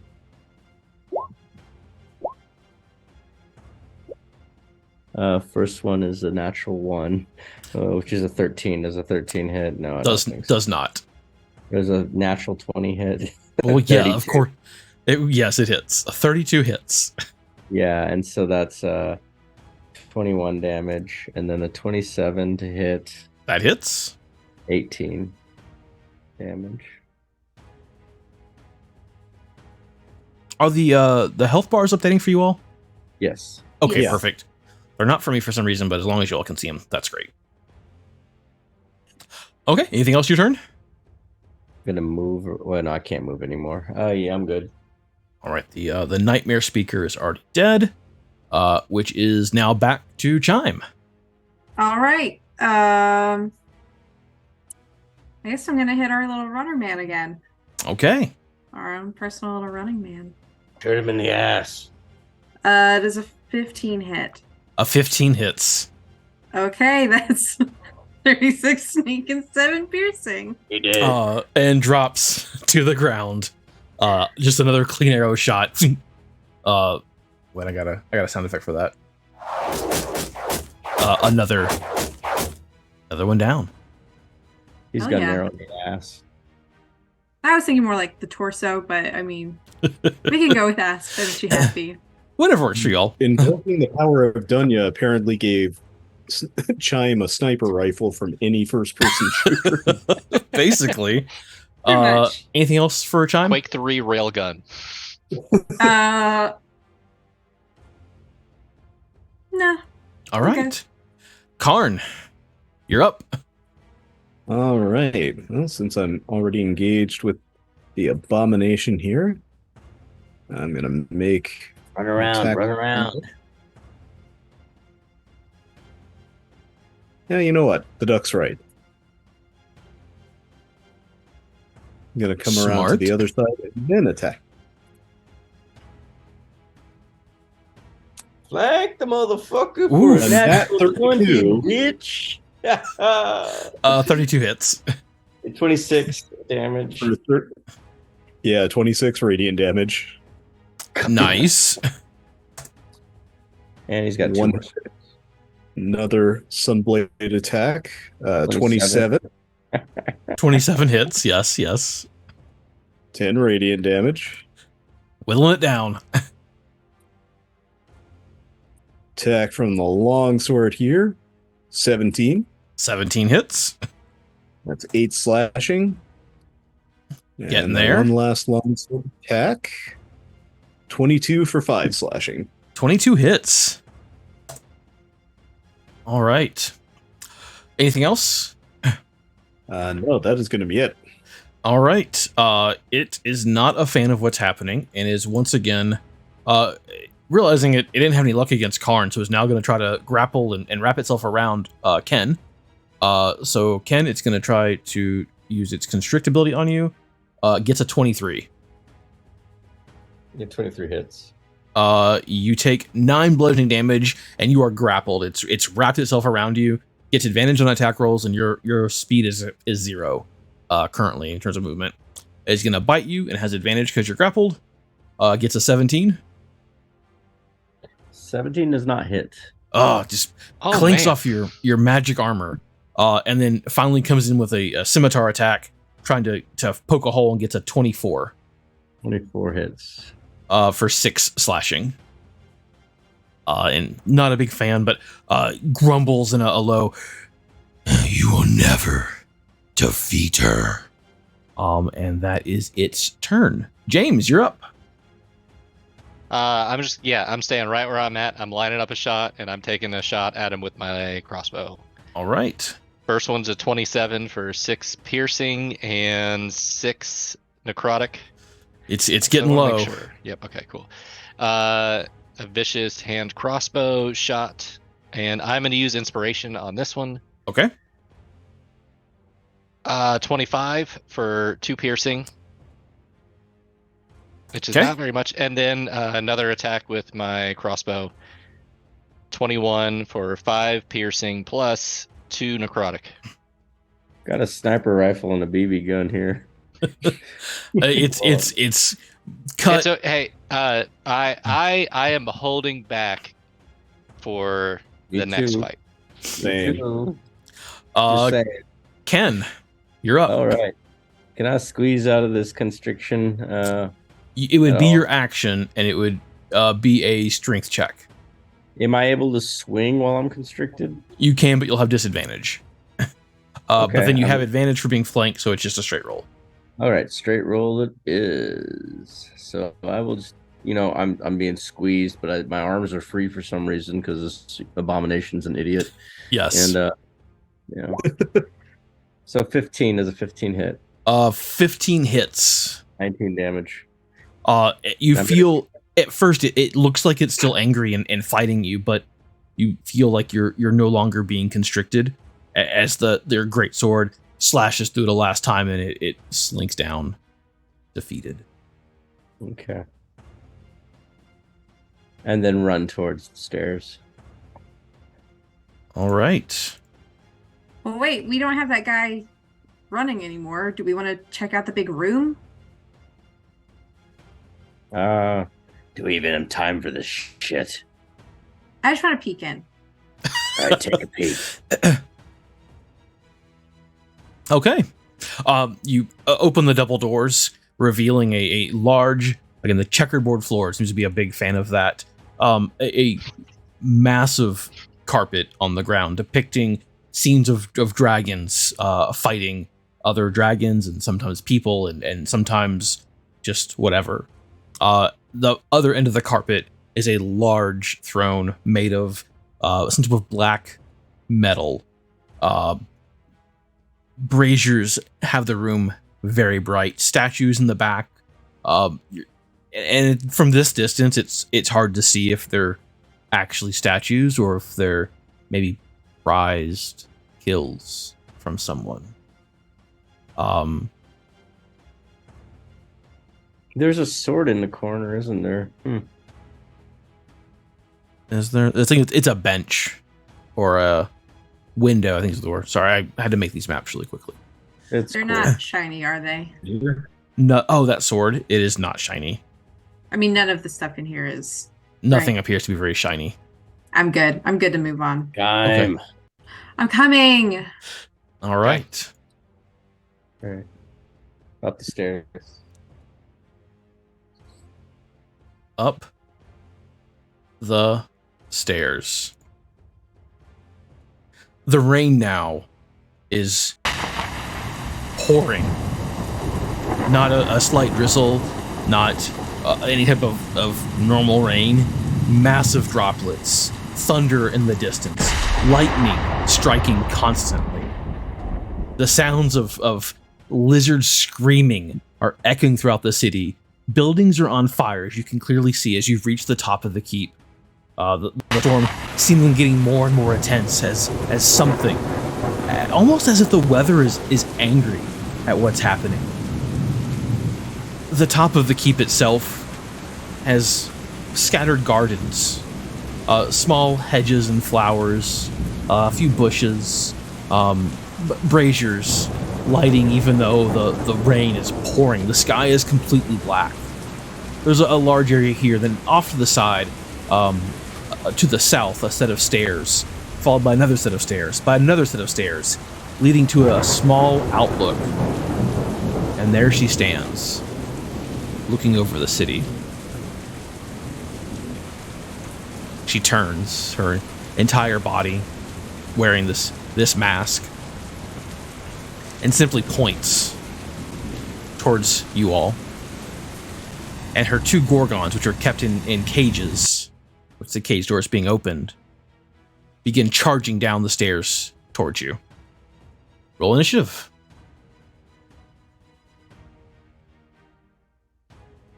And we'll have these gorgons be labeled as red and green for making life easier when you tell me which one you're attacking. Okay. I don't- It's two natural ones on initiative. Oh my gosh. I don't like to have blue ones because I don't like people attacking blue. Not to mention the fact that people have red-green colorblindness, and yeah, they can't tell which is which now. Way to go. That is on the worst. I'm kidding. Truly, history's greatest monster. Sorry, I have to do one thing here. I'm trying not to have the reveal of what was happening. I'd like you all to be a little surprised. Don't PCs don't watch the stream. If anything cool happens in chat, you gotta let us know. What happens in chat stays in chat. Except I'm in chat. Oh, it's being I've a got butt. chat pulled up. I just can't see the stream. It's fine. It's fine. It's fine. It's fine. It's we'll tough just, with that. you all will. Let's see. As she makes I'll just do it this way. As she points down to you, not even making a word, she pulls back her plague doctor's mask, even though it's ornate, drops it on the ground, revealing. Pull this up for chat. Make sure they can see this fantastic artwork. Her skin is light green, and her face appears to, maybe her mask takes inspiration from her face itself, which is ornate with markings and piercings and other tattoos, and just a very ornate and decorated and well thought out face. But her hair's writhing and slithering and moving and hissing as she reveals her snake-like features, gets a bow ready. Without a word, everything seems to happen so fast. Let's get this done here. And then you're going again at 10, is that right, Chime? Yes. That is some sick art. Yeah, that's so great. I'm a little bummed we don't get to use it more. But well, Can we have an Maybe. in memoriam slide? we'll see what happens, I guess. Oh no, we're gonna have an in memoriam slide. So you'll go again at 10. All right. Well, Chime, you're first. So it looks like it is above you. You all don't have the high ground right now. You can get a shot off. But it's probably not quite as spaced. I just couldn't do this map very well. But yeah, I'm sure you're within range if you want to take a shot. Yeah, I'm gonna take a shot. I'm gonna take a shot right at the Medusa. All right. That's a 23 to hit. 23 hits. Oh wait, I guess technically a 28. I always forget that I've got like advantage. It's a 28 to hit, which is 41 sneak and 11 piercing. And I want to put all of my strength into it. Just right into her very nice chest. It's very nice. What are you screaming? Which phrase? Becca Justice. I want to scream justice for Howard. All right. Justice for Howard it is. And right in her chest. Looks a little betrayed and a little surprised that she's already been hit. But otherwise, ready to keep the fight going. Karn, you're up. All right. Well, I am going to use my action to cast Vitriolic Sphere Okay. right here on the Medusa.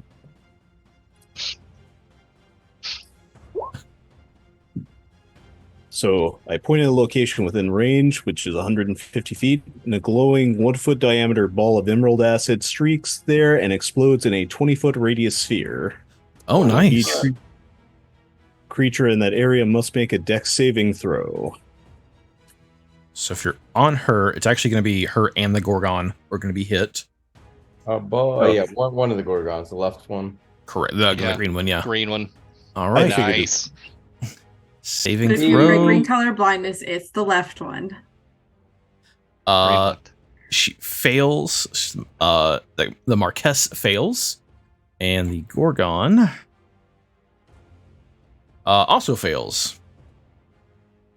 All right. So on failed save, a creature takes 10 d4 acid damage and another 5 d4 acid damage at the end of its next turn. All right, go ahead and roll some damage there. Just a second here. Gotta move the turn order out of the way so I can get the dice roller pulled up here. You've got 4 damage. Woo! Well, before you hang roll on. also up to addition, just roll a 10d4 if you can.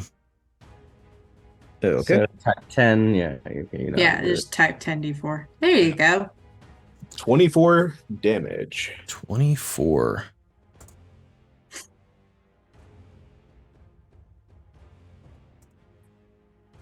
Okay. Anything else?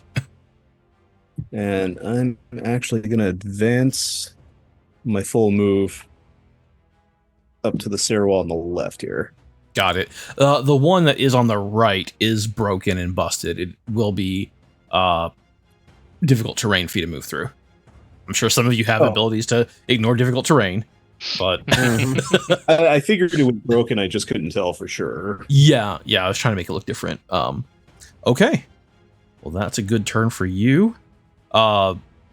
Marquess is pissed, is not a fan of what's happening, moves to the edge of this overlook facing you all, and is going to, at first,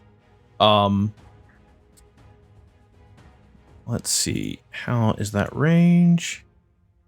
So right now that doesn't affect anyone. She's going to shoot her bow at Karn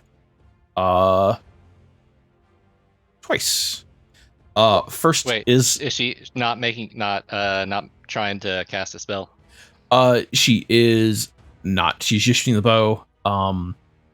It's going to be now. Whenever it's your all's turn, if you're within 30 feet, is when the Petrify's Gaze has its effect.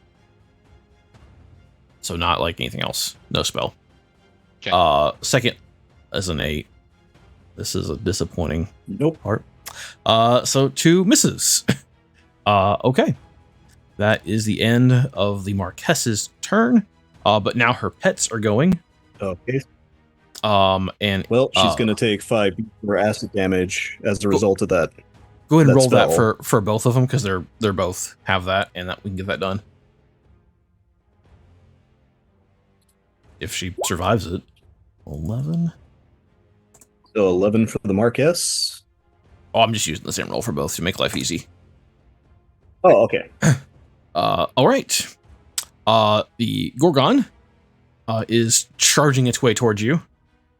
And stops directly in front of you. And is going to breathe out this green mist all around you. Wait. I'm going to cast Counterspell. This is not a spell. Damn it. It's just an ability. I know you're waiting for it. So, Okay. I have not just yet. won't. Okay. Need you to make a Constitution saving throw. Okay. Oh. 18. You are fine. And the other one is here. Just charges its way down the stairs. And that's it for its turn. Chime, you're up again. I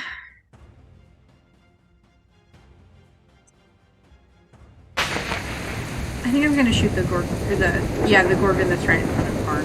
Okay. 29 to hit Yeah, that hits. for 44 sneak and 8 piercing, so 52. 52. Oof. All right. Oh, And that was your second turn, so that's done. Yep. All right, James, you're up.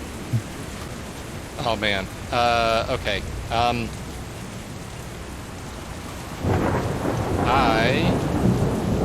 man. I think that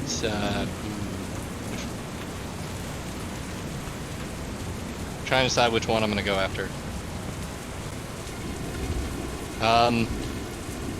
I'm thinking.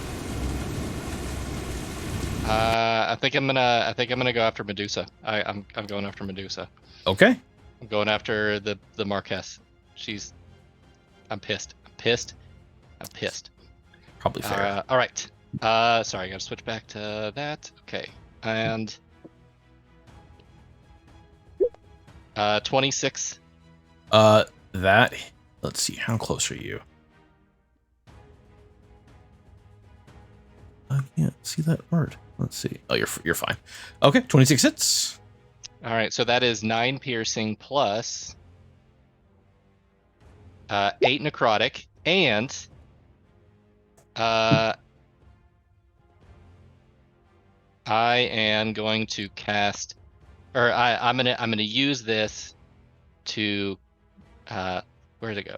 Sorry, I have so many abilities now. I just, if I hit somebody with Crimson Right, I can apply Brand of Castigation, and that just allows me to do some cool stuff. It looks like she's almost dead, so I'm not going to go through all of that, especially because that also does that, and also that because of level 20 stuff. So I'm just that's gonna that all just happens, and now I'm gonna attack with my vicious hand crossbow. Or that's a 20 for 2 piercing, and one more attack with my light crossbow. 28 for 7 piercing and 3 necrotic. She's pretty low. Anything else in your turn? I am. I'm looking at Chime. I'm like, you take that bitch out. Oh, you got it. Ken, you're up. Destructive Wave. If I can cast it. I opened it and I can't cast it now. Oh, there it is. I drew a circle right there in order to kind of signify where I'm going to cast it, so that its maximum range is 30, which means it'll encompass the Medusa, the Gorgon, and the Gorgon, but it's not going to touch Karn. It has to be within the range is 30 feet of you, and you're more than 30 feet, because it would, if you were within 30 feet, the Medusa would have its effect on you. So, you're not quite close enough to it yet. Oh, right. Okay. Is Sorry, the Medusa? it looks like Karn is in the range. Karn is, but it's gonna be on Karn's turn whenever it happens. Okay. Let me try another spell then. My mistake. No problem. Sorry, buddy. That's okay. Same thing. but this one will encompass Karn. I'm gonna cast it like 10 feet further Okay. here if I can. I don't know if I can. It's 10-foot next radius. 60-foot range. So Yep. But let's do the math. You can 6. cast it like here-ish and get the Gorgon and Medusa, not Karn. I think or Seriously? like here. 1, 2. No. Yeah, 10-foot No, radius. It's a Right. 40-foot radius, actually. Is it 40-foot 10 high radius? cylinder. 40-foot high. Ah, But okay. yeah, if you cast it right there, you'd get the Medusa, I think, and Deal. not Karn. That is what we're going to do. Okay.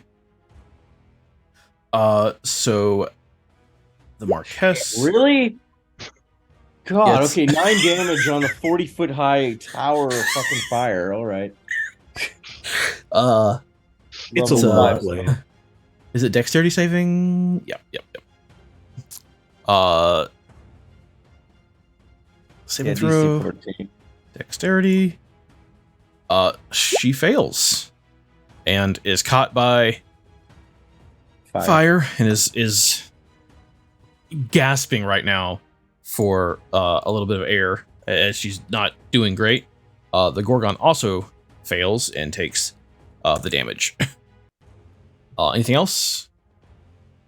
Move forward. I'm actually going to move as close as I can to this Gorgon. Okay. Perfect. Chime. You're up. I'm taking that bitch out. All right. This is a 19 to hit. 19 hits. And I guess I blow her up. is that how you want to That's 56 happen? damage. No. No. I want it to go right in her heart. Okay. Right through the heart. And It's she a bull and it's a male, just to be clear. do what? I was hitting the Medusa. Okay, my mistake. Right through the heart, and she begins to lean forward, like she's gonna to fall off this like precipice that's hanging out. But then falls backwards on the ground, a hand clutching up. Just you could somehow hear her whisper. I didn't mean to fail you. As her clutched hand up falls to the ground. But there's still danger around, so we're not quite done. Is that the end of your turn there, Chime? Yes. All right, Karn, you're up. All right. Well, I am gonna make an attack with my Sunblade on the Gorgon right in front of me. Okay. 27 to hit, 7 radiant damage. Oh, it's getting pretty beat up as well. All right, then follow that up with a longsword attack. That's a crit fail. Yeah, that misses. Another Sunblade, 26 to hit, 12 radiant. And there is one less Gorgon in the world. All right. Well, I still have an extra attack, Mm-hmm. so I'm just going to move over to the other Gorgon and make that last attack on it. Perfect. Stab it in the ass. 28 to hit, 9 slashing. All right. The words have barely escaped her lips as a massive crack of thunder sounds hitting her body. Of course. Of course. There's a terrible shriek as her body is twisted and begins to grow and become something larger and more evil than before. As a huge snake-like creature, multiple heads, massive claws, rises from where her body once laid. Oh yeah, you didn't think it'd be that easy, did you? Nope. Guess you Oh, go. dip. And we're just gonna get right on into it. Let me switch layers again. I'll roll 20. This is not the time to be roll 20. Okay. She is going to go ahead and just utters some guttural word. And is going to be targeting Ken. Ken, I need you to make a charisma saving throw. Okay.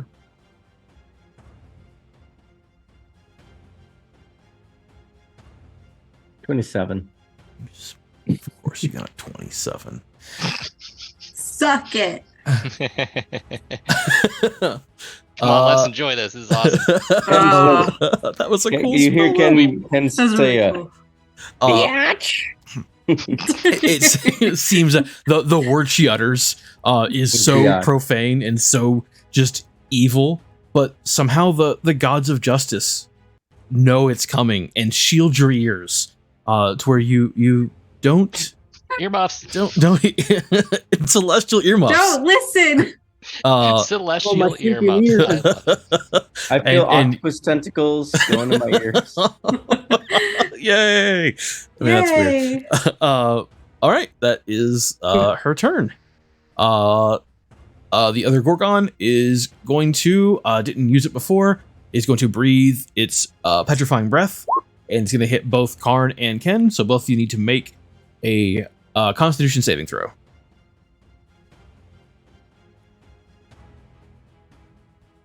It's asking me for an input value.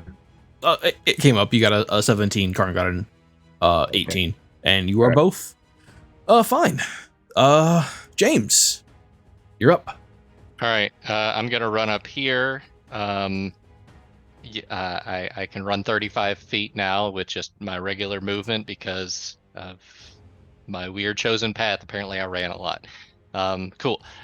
So first thing I'm gonna do is use my bonus action to try to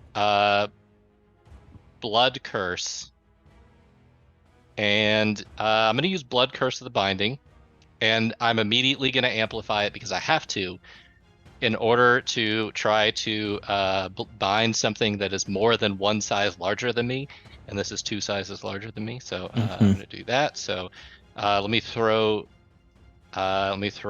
this information out there, and I'm also going to roll my Hemocraft die and take 6 damage on myself as I'm uttering like I'm so pissed that I'm speaking in infernal instead of common, and I'm just like you can see blood dripping from my palm as I'm squeezing all of my fingernails into my palm. And let's see, 6. Whoops, I did something very wrong there.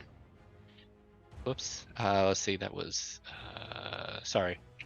No problem. James is deceptively metal. And then, yep, and then, okay, that's where I was before, -6, cool, okay, and then, okay, cool there.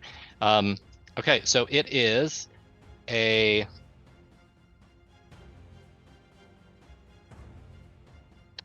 I've already done that to myself. It is, sorry, I'm trying to remember my... Is it just binding? Is it binding? DC 19 strength check. Okay. Yeah. Let's To bind see. her? Maybe she likes being bound. Could be. Appears to be. Gets advantage on saving throw, but does not succeed. So Awesome. is- Okay. So is now bound. that I feel that I've so how I see this is basically like it's almost like liquid blood like starts to swirl around her and then form into like almost like when you're pouring water and you get that like string, it starts to turn into that and starts surrounding her, and then like very quickly like just snaps to her, glows brightly, and then like it disappears, but it doesn't, like, you can tell it's still there, it's just you can't see it. Mm-hmm. Got it. Okay, and so now for my action, I am going to cast the Hunger of Hadar. Oh, nice.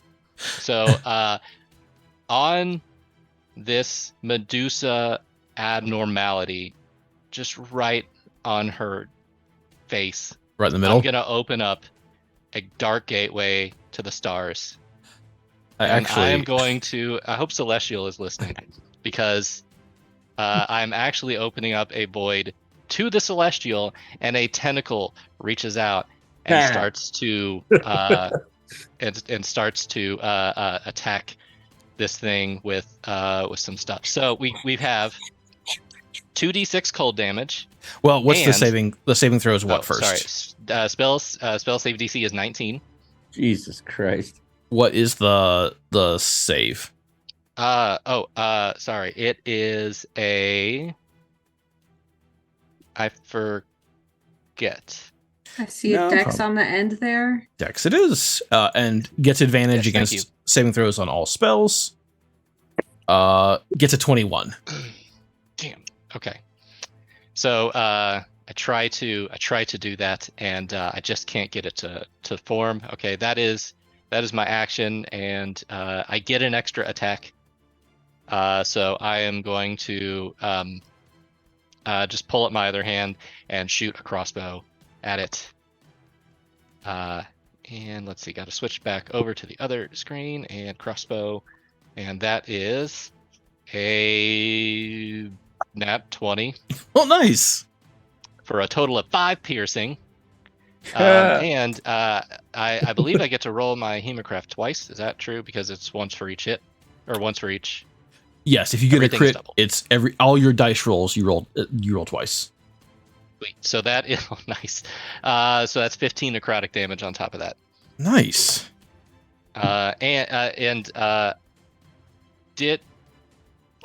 Is the brand still active on Medusa?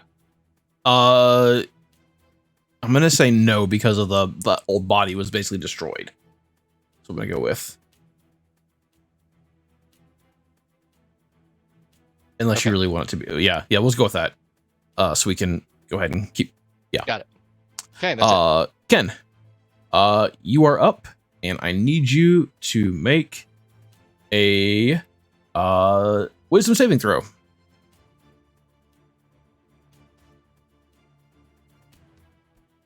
Well, okay. You have an irrational fear of all snakes and Yuan-Ti right now. Just something about the presence of this creature is just unsettling and frightening. Do you have advantage or anything for saving throws against fear? I thought paladins might have something like that. Actually, hold on, let me double check that. I can't be charmed. I know that for sure. But I don't think it's fear. Snakes. Gotcha. Okay.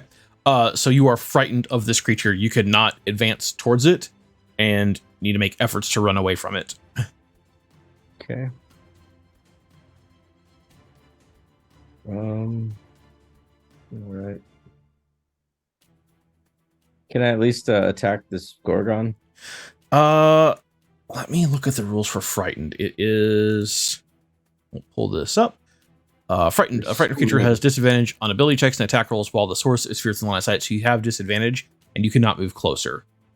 So yes, you can attack the Gorgon, but you'll have disadvantage. That sucks. All right, swinging the great sword at the old Gorgon. I was going to do something really cool, but not a good idea right now. So, and how many was that? That's 3. Okay, disadvantage. Does a 15 hit? 15 does not hit. The 26 hit. Yes, a 26 hits. 20 damage, and that's that. The 14 does not hit. So, and I will step back actually. Okay. Right about there. Okay. Anything else? Yeah, I'm gonna do one more thing. Let me cast it so you see exactly what I'm doing. I don't know if it's a bonus action or not. Holy Nimbus. It's an action. No, it's an action. Okay, can't do it then. We'll save it for later. Okay. Chime, you're up. I think I'll step up to meet Ken. Okay. And from there, I'm going to. I'm not getting my sneak. So I guess I'm. Oh, wait, no, I would get my sneak because Karn is right next to the Gorgon, right? Yeah, but we got Brambeard. Welcome in, friends. Hello for welcome for the raid. Hi, y'all. Brandon. Hi. Hi. Yeah. Sorry, we're very focused. My bad. We're very focused. Sorry. Richmond, good to see you again. So this is Kentucky Fried Dice. We are playing a homebrew Dungeons and Dragons campaign. I know. Thank you all so much for the raid. We greatly appreciate it. Just real quick, if you're new to the channel, I'm Donald. I'm one half of Kentucky Fried Dice. The better half is in chat as Jilly Pie. I'm sure she'll say hi here in just a second and give you all a shout out. I believe she's walking the dogs. Oh, I think she's walking the dogs. I can take care of this, I think. If you are not following Brambeard, please do. They are just fantastic. I went to thanks, college Handlebars. with Richmond, and he's one of the coolest people. That was the wrong thing. We're a shit show most of the time. Thanks, Celestial. We're variety streamers. We love charities. That is what we're mostly about. We are currently I don't have this stuff up for this quite yet because we're almost done with KFD&D. We've helped co-found a fundraiser called Givers and Gamers, supporting Ronald McDonald House Charities of the Bluegrass, which is located here in Lexington, Kentucky, where we're located. We're big fans of it. Brambeard participated last year. I think y'all were our second or third highest fundraisers last year, which is just fantastic. This is actually our season 2 finale. We're going to take a break from D&D for a few months while I work on Givers and Gamers. TLDR, bad woman did real bad things to our party. Might have killed someone's brother and done really bad things. And they're finishing off maybe her second form, maybe her final, maybe not. That's where we're at. Just a quick recap. But thank you all for hanging out. Thanks for being here. And we're gonna get back to our D&D game, and we'll be finished with that maybe in a little bit. So sorry. Chime, it was your turn. I would have sniped the Gorgon. Okay. Cool. And I'm getting that sneak attack because Karn's right next to it, right? Correct. Okay. That is a 16 to hit. A 16. Right? Oh, you Oh no, you're right. It's I'm sorry. I forget how good I am. That she's a little murder machine for a How second. the hell did the rogue become the strongest character in the game? This might be giving me like the biggest head I've ever had. As you should. 27 hits. That is 33 sneak damage and 8 piercing. Cool. 41 damage. 41 damage to the Gorgon. Anything else in your turn? No. Karn, you are up, but I need you to make a wisdom saving throw. Wisdom, you say? Wisdom. Are fighters known for wisdom? 10. Nope. So again, this massive 6-headed snake creature just towering above all of you, even since above you, like in the platform itself, and just massive. You don't like it, and you don't like snakes right now. You don't like Yuan Ti right now. You are also frightened of this creature, so you have disadvantage on attack rolls, on skill checks, and you cannot move towards it. Oh, and James, you got inspiration. Oh, thank you. All right. Well, let me check something real quick here.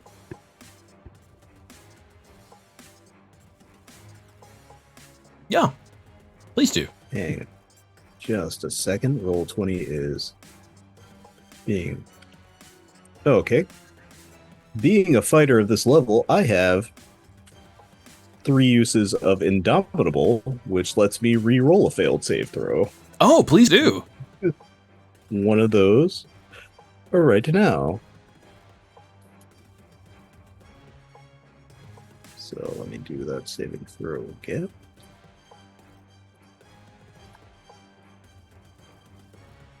A 19.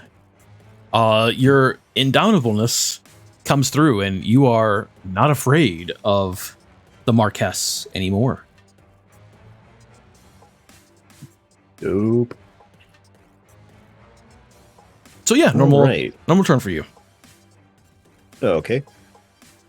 So Donald, question: just with the being with the Gorgon being on difficult terrain here, would I be able to move over to the other side of it? You can. It's just going to be using twice your normal movement. So since it's like 10 feet, I think, through that, it would just take you 20 feet of movement. Okay. Well, I'm gonna do that, and there's a reason why I'm doing that. Because I am gonna use a little spell called Thunderstep. Okay. So it lets me Stabbed. Had to do it. teleport myself to an unoccupied space that I can see within range. Mm-hmm. Immediately after I disappear, a thunderous boom sounds, and each creature within 10 feet of the space I leave must make a Constitution saving throw. Okay. Everybody make a Constitution saving throw. Everybody? I thought it was within 10 feet. Yeah, 10 feet? within 10 feet. Of the space you left? Yeah. You left. So if I'm leaving right here, Oh, you're He- going to he move moved and then first. cast. I move. Now I get it. first. I thought you were using that. Perfect. Okay, that's on me. Okay. It will make a Constitution saving throw. I was like, okay. Everybody. Saving throw. No, there's a reason why I moved before I cast. That makes sense. Oh, double crit for the saving Damn throw. it. Son of a bitch. Does it take? Okay. Well, 20, damage? 24. on a failed. So it's gonna still take some damage because usually on a failed save it's gonna take 3d10 thunder damage, but it'll Zap. take half of that. Got it. All right, go ahead and roll it. Hang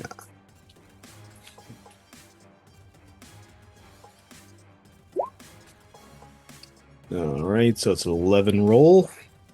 Got it. 6 damage. All right. Where did you go when you teleported? Well, with the let me check the range on this again. So the range is 90 feet, so I am actually going to teleport right up here toward the Mark S. Nice. Anything else? Nope, that'll be it. All right. Just had to make sure make sure I was going someplace I could actually see. And she is immobilized till the end of No, because I amplified it. She's immobilized for 1 minute. for 1 minute. Okay. Yeah. In that case, she is going to cast a spell. I'm going to cast Counterspell Oh, okay. as a reaction. Got it. So if that works on a 3rd level or below spell automatically, correct? Casting of a 3rd level or low. Yes. You So- attempt to interrupt a creature. If the creature is. Yep. She- Here is the. Oh, no problem. She begins to summon a globe of just magic, impenetrable darkness around her. But as you see her casting a spell, you immediately cast Counterspell, and the spell fizzles and no longer works. Okay. So that is her turn. And the Gorgon's turn is next. And it is going to charge at you. At James. And Use your horns. bends down. Actually, can't because you're it was too close already. So it just runs up to you and is going to attack. Just try to gore you. Gets a 17 to hit. 17 hits. Woo! 22 piercing damage. Cool. And that's it for its turn. And James, you're up again. All right. I'm not happy about this thing, so I am gonna take. I'm gonna take a point blank shot at this thing's face. Okay. All right. Crossbow to the face. How does a 19 do? 19 hits. 2 piercing and 3 necrotic. I'm gonna pull up my vicious hand crossbow. 20 for 3 piercing, Got it. and then another crossbow shot at it. 11, not gonna hit. That does not hit. Not a good angle, and it's a weird metal body. It just skittered off. Okay. And, Anything else? Yeah, I'm staying right where I'm at for now. Got it. Ken, you're up. You can make a Alright. saving throw again to break out of the fear. Wisdom. Wisdom. Really? A natural 1? Oof. And a 9. I'm still afraid of snakes. Am I afraid of Gorgons, though? You're not afraid of Gorgons, but you can't advance towards the Yuan-Ti. So you can't advance to the Gorgon either because they're in the same direction, more or less. I guess you can move to the space in front of Chime, but you'll have disadvantage on all your attacks. Alright, I'm going to cast Bless on my group. Myself and Chime and James. Got it. Give you all little hearts for that. What does that do again? I'll tell you in a second. Cool. You can It's a add level 1 spell, yeah. 1d4 to all your attack rolls, skill checks, and saving throws. Sweet. Anything else for Ken's turn? No, that's all. All right. Chime, you're up. I'm gonna aim for the Gorgon's right in front of me. I'll hit the Gorgon, try and take him down. It can petrify us. You better take it down. Yeah. It sure can. Okay. This is 23 to hit. 23 hits. And that is 32 and 11, so 43 damage. And there are... Sorry. How do you want to kill the Gorgon? Shoot it in the ass. You keep insisting that I hit it in the ass. That's For your this one- solution. For this one, I'm everything. gonna I'm A gonna rump give it roast. to you. I want to hit it in the ass. Eye of round. Okay. All right. Hit it in the ass. The internal, the green gas it expels, Ugh. out of its snout typically, Oh. it explodes in a puff, but not enough to damage you from the inside. And little bits of shrapnel go everywhere as you hit the manufacturing center for its magic petrifying gas.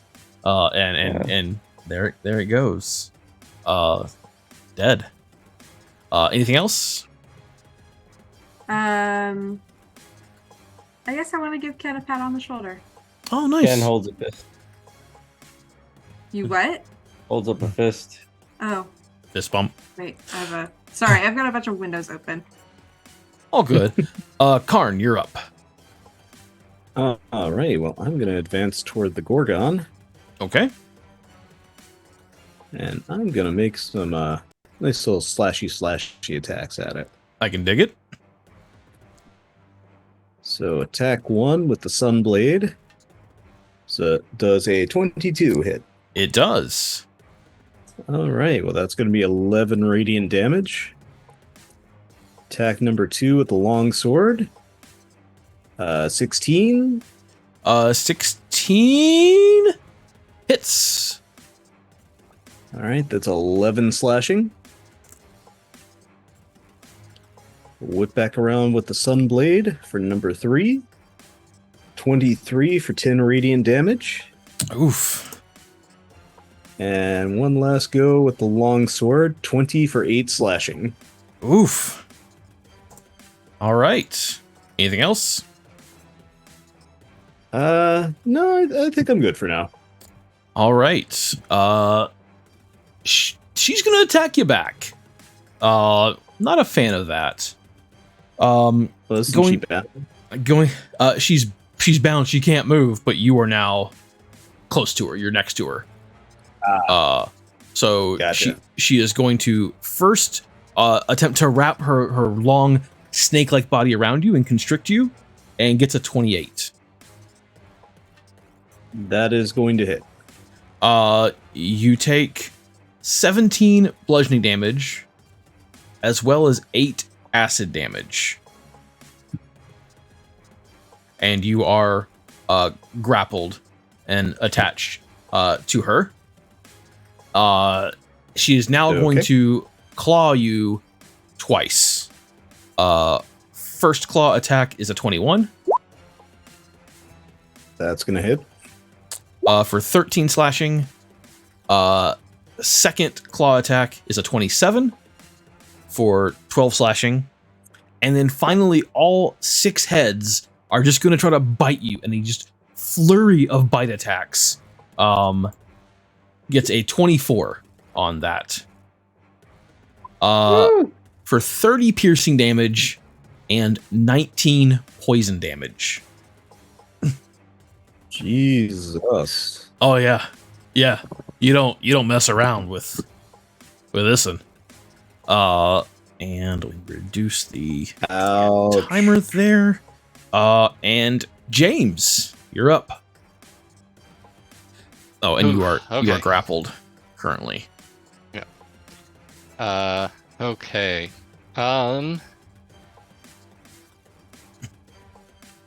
I am. Sorry, I'm trying to decide which. I've been reading through these. There's so many things to read through. I apologize. First All thing I'm good. going to do is definitely attack with my crossbow. The only enemy we have left. Did I have you do a saving throw? Sorry. For the You did not. Okay, I need you to do a Sorry. saving throw first for the aura. Which Wisdom. What kind?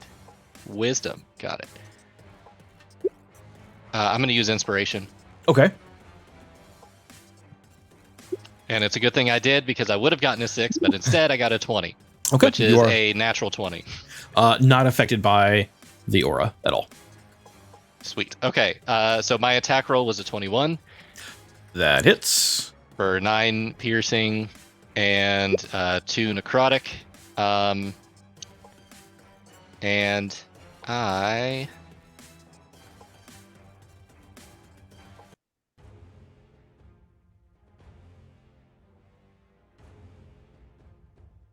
Oh, and Bergman has given you inspiration once again. Oh, thank you. Appreciate that.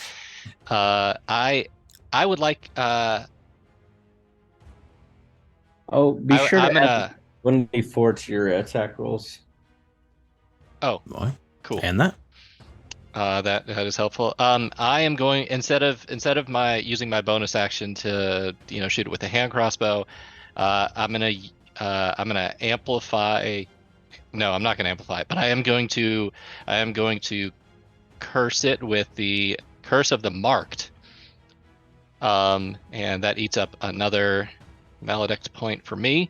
So whenever I hit it with a crimson right, it will take. I can do the 2 hemocraft die instead of 1 for that damage. Cool. So yeah, I'm gonna now that I've done that, I'm gonna reach up and shoot it again, and Okay. I'm gonna use inspiration because it's a good thing I did. Would have got a 14, but now I got a 25. 25 Or hits. You could add a six- d4, but yet. Yeah. 6 Okay. piercing? 6 piercing plus 7 necrotic.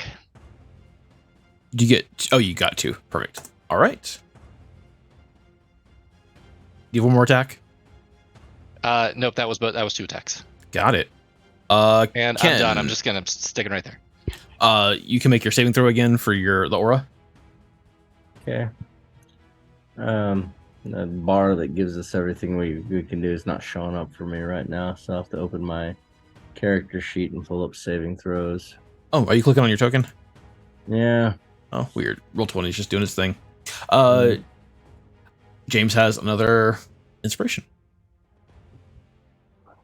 James is very inspired right now. Maybe he'll write a symphony. Let's hope so. Saving throw. So wisdom, is it a wisdom saving throw? Wisdom saving throw. Okay. There it is. I know. You realize it's bleeding. It can be defeated, and you are no longer afraid of it. Yeah, Ken used to eat snakes, for the record. Moving on. 1, 2, 3, 4, 5, 6. I don't know, right about there, I think, is as far as he can move. And damn, not much I can do at this distance, unfortunately, unless I cast further than that. And there's no way to cast without hitting Karn. I'm kind of limited, unfortunately. Okay. So I Was guess that I'm you gonna ready dashing? an action. Yeah. Okay. Go ahead. Yeah, I'm gonna. That's the end of my turn. So. All right. Chime, you're up.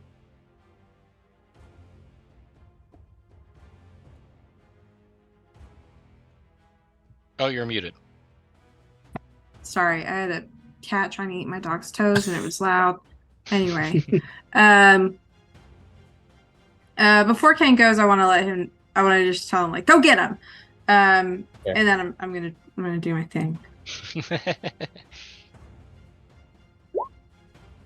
26 to hit. I'm assuming that hits, and I don't need to roll my d4. That is correct. Okay, and that is 42 damage total. That hurts. Is that it for you? I also want to tell Ken, tell her to stay dead. I'll hit her in the ass. Perfect. All right. Karn, you're up, and you are grappled currently. Oh, okay. Well, I'm actually gonna use my action to cast a verbal spell, Okay. which is gonna be Thunderstep again. Oh, nice. And that is a saving throw. Does have Yes. advantage on Constitution saving throw. with advantage, gets a 17, so it takes half damage. All right. But you can still hop on through. So As that's a- gonna be 12 thunder damage. And a bolt of thunder sounds through the air as Karn. Where are you teleporting? We're right back here toward the right side of the. Perfect. And then you are no longer grappled because you teleported out of it. Just And trying to put some here. anything else? No, that is gonna be it for now. All right. Well, it's back to her turn. And she is going to cast a spell. It's going to cast a spell on James. Needs you to make a wisdom saving throw, unless you have a counter spell ready. Nope. All right. Oh, I'm sorry. It's 13. everything in a Oh, 30-foot plus radius. 4, right? So sorry. Oh yeah. So Chime and Ken need to. Chime doesn't, but Karn and Ken both let him make a saving throw as well. Did we get the +4 on You can't- these yep, two? it's a saving throw. 17. You get a 17. Okay, you succeed. You are not afraid. What kind of saving throw? Wisdom saving throw. I got a 2, but I'm gonna use another Indomitable to re-roll that. All right. I got a 19. You are not afraid? Oh goodness. 18. You are also not afraid. Another wasted turn. Timer down. All right, James. You're up again. All right. I'm gonna take a step over here, and I'm gonna end up right here. Just spread everything out, and yeah, I'm gonna do what I've been doing. It is still marked and it is still bound, and those actually just let me double check and make sure.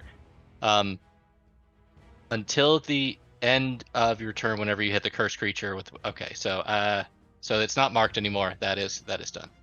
Okay. So okay, no more marked, but still bound for the full minute. And I don't know how many rounds it's been, but it has not been 10 yet. I'm keeping track. Cool. All right. Then doing my normal thing. That is a 28 for piercing plus no, sorry, just the first one. I didn't mean to click twice. No 9 necrotic. Then pulling up my hand crossbow again. 11 doesn't hit, but I'm going to use inspiration and light crossbow, my last extra attack here for 22. Okay. Sorry, that would have been a 15 with the +4. It's a 1d4. It would not have hit even with if you got a 4. Oh, yep. Sorry. Yep. Oh, okay, my bad. Then 22 for 7 piercing and 8 necrotic. Whew. Starting to not like look bloody, but almost like fading from existence a little bit. Little glitching, and the hand kind of fades out for a second, and one of the heads it starts to almost turn to ash and fade away, but then kind of come back and it's maybe blinking out of reality is the best way to describe what's happening instead of just dying. Okay. Can I use my reaction to like do an Arcana check? Is that would be a full action, wouldn't it? Maybe a full action for that. Ken, you're up. All right. I'd like to finally participate in this entire battle by running towards the creature. Okay. And do 3 divine smites. Okay. A freaking time. So I'm going to use level 4 spells for this, if that makes sense. Absolutely. Okay, so for the viewers at home, the presence of a strong evil registers on your scent. No, wrong. Divine Smite is what you want. Yeah, sorry. No problem. Take 2 and action. So I'm going to swing my great sword, and starting at the 2nd level, when you hit a creature with a melee weapon, you can expend 1 spell slot. And these are level 4 spell slots. So in addition to the weapon's damage, the extra damage is 2d8 for the first level plus 1d8 for each spell level higher. So another go ahead and roll to hit, right? and make sure you hit first, and then That's probably a good idea. we can get to that part of it. So you're using a Use 4th that level. Use the inspiration. I don't have inspiration. Yes, you do. Yeah, you do. I'm giving it to you now. Start If it you out, don't. I gave it to you earlier. You were gone. You got up, and I didn't say anything. Okay. But there it is again. There you go. I Double have inspiration. I'm All the going to use inspiration. inspiration. All of the inspiration Be for 27 inspired. to hit. Okay, so you're gonna do an extra. You're using a 4th level spell. Mm-hmm. So it's 5d8 because that's the maximum.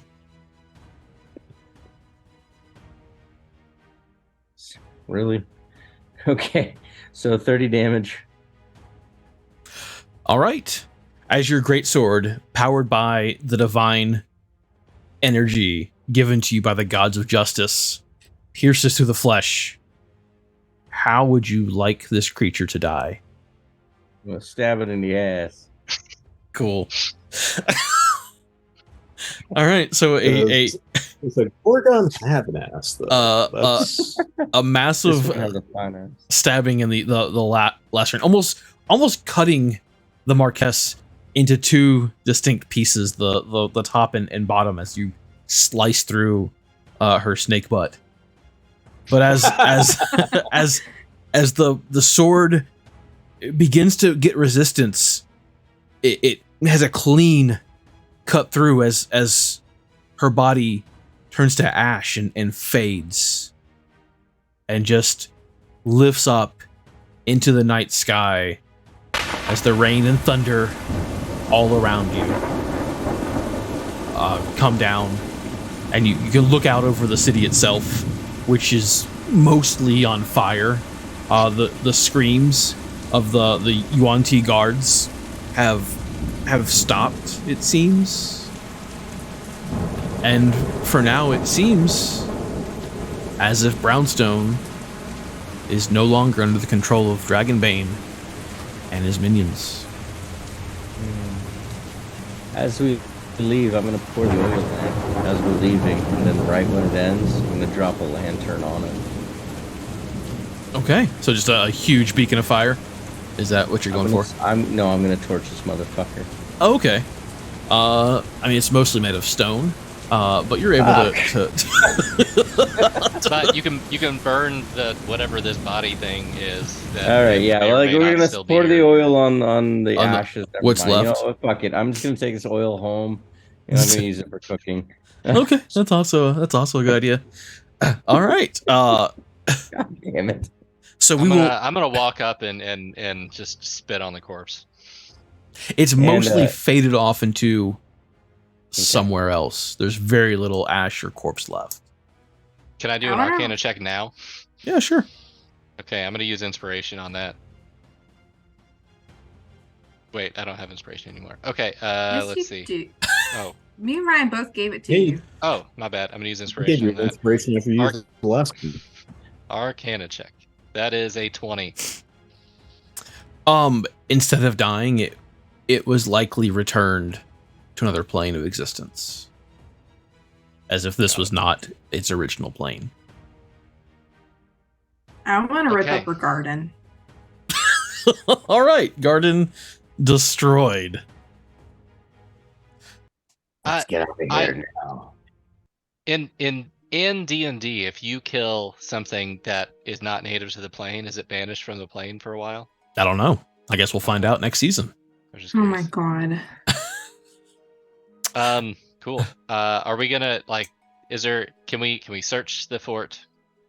We can do that, but I think it would be like a off camera, like we'll do a jump forward and we'll kind of cover what your loot was, like as you can just take control of the whole fort now. Awesome. If you so choose.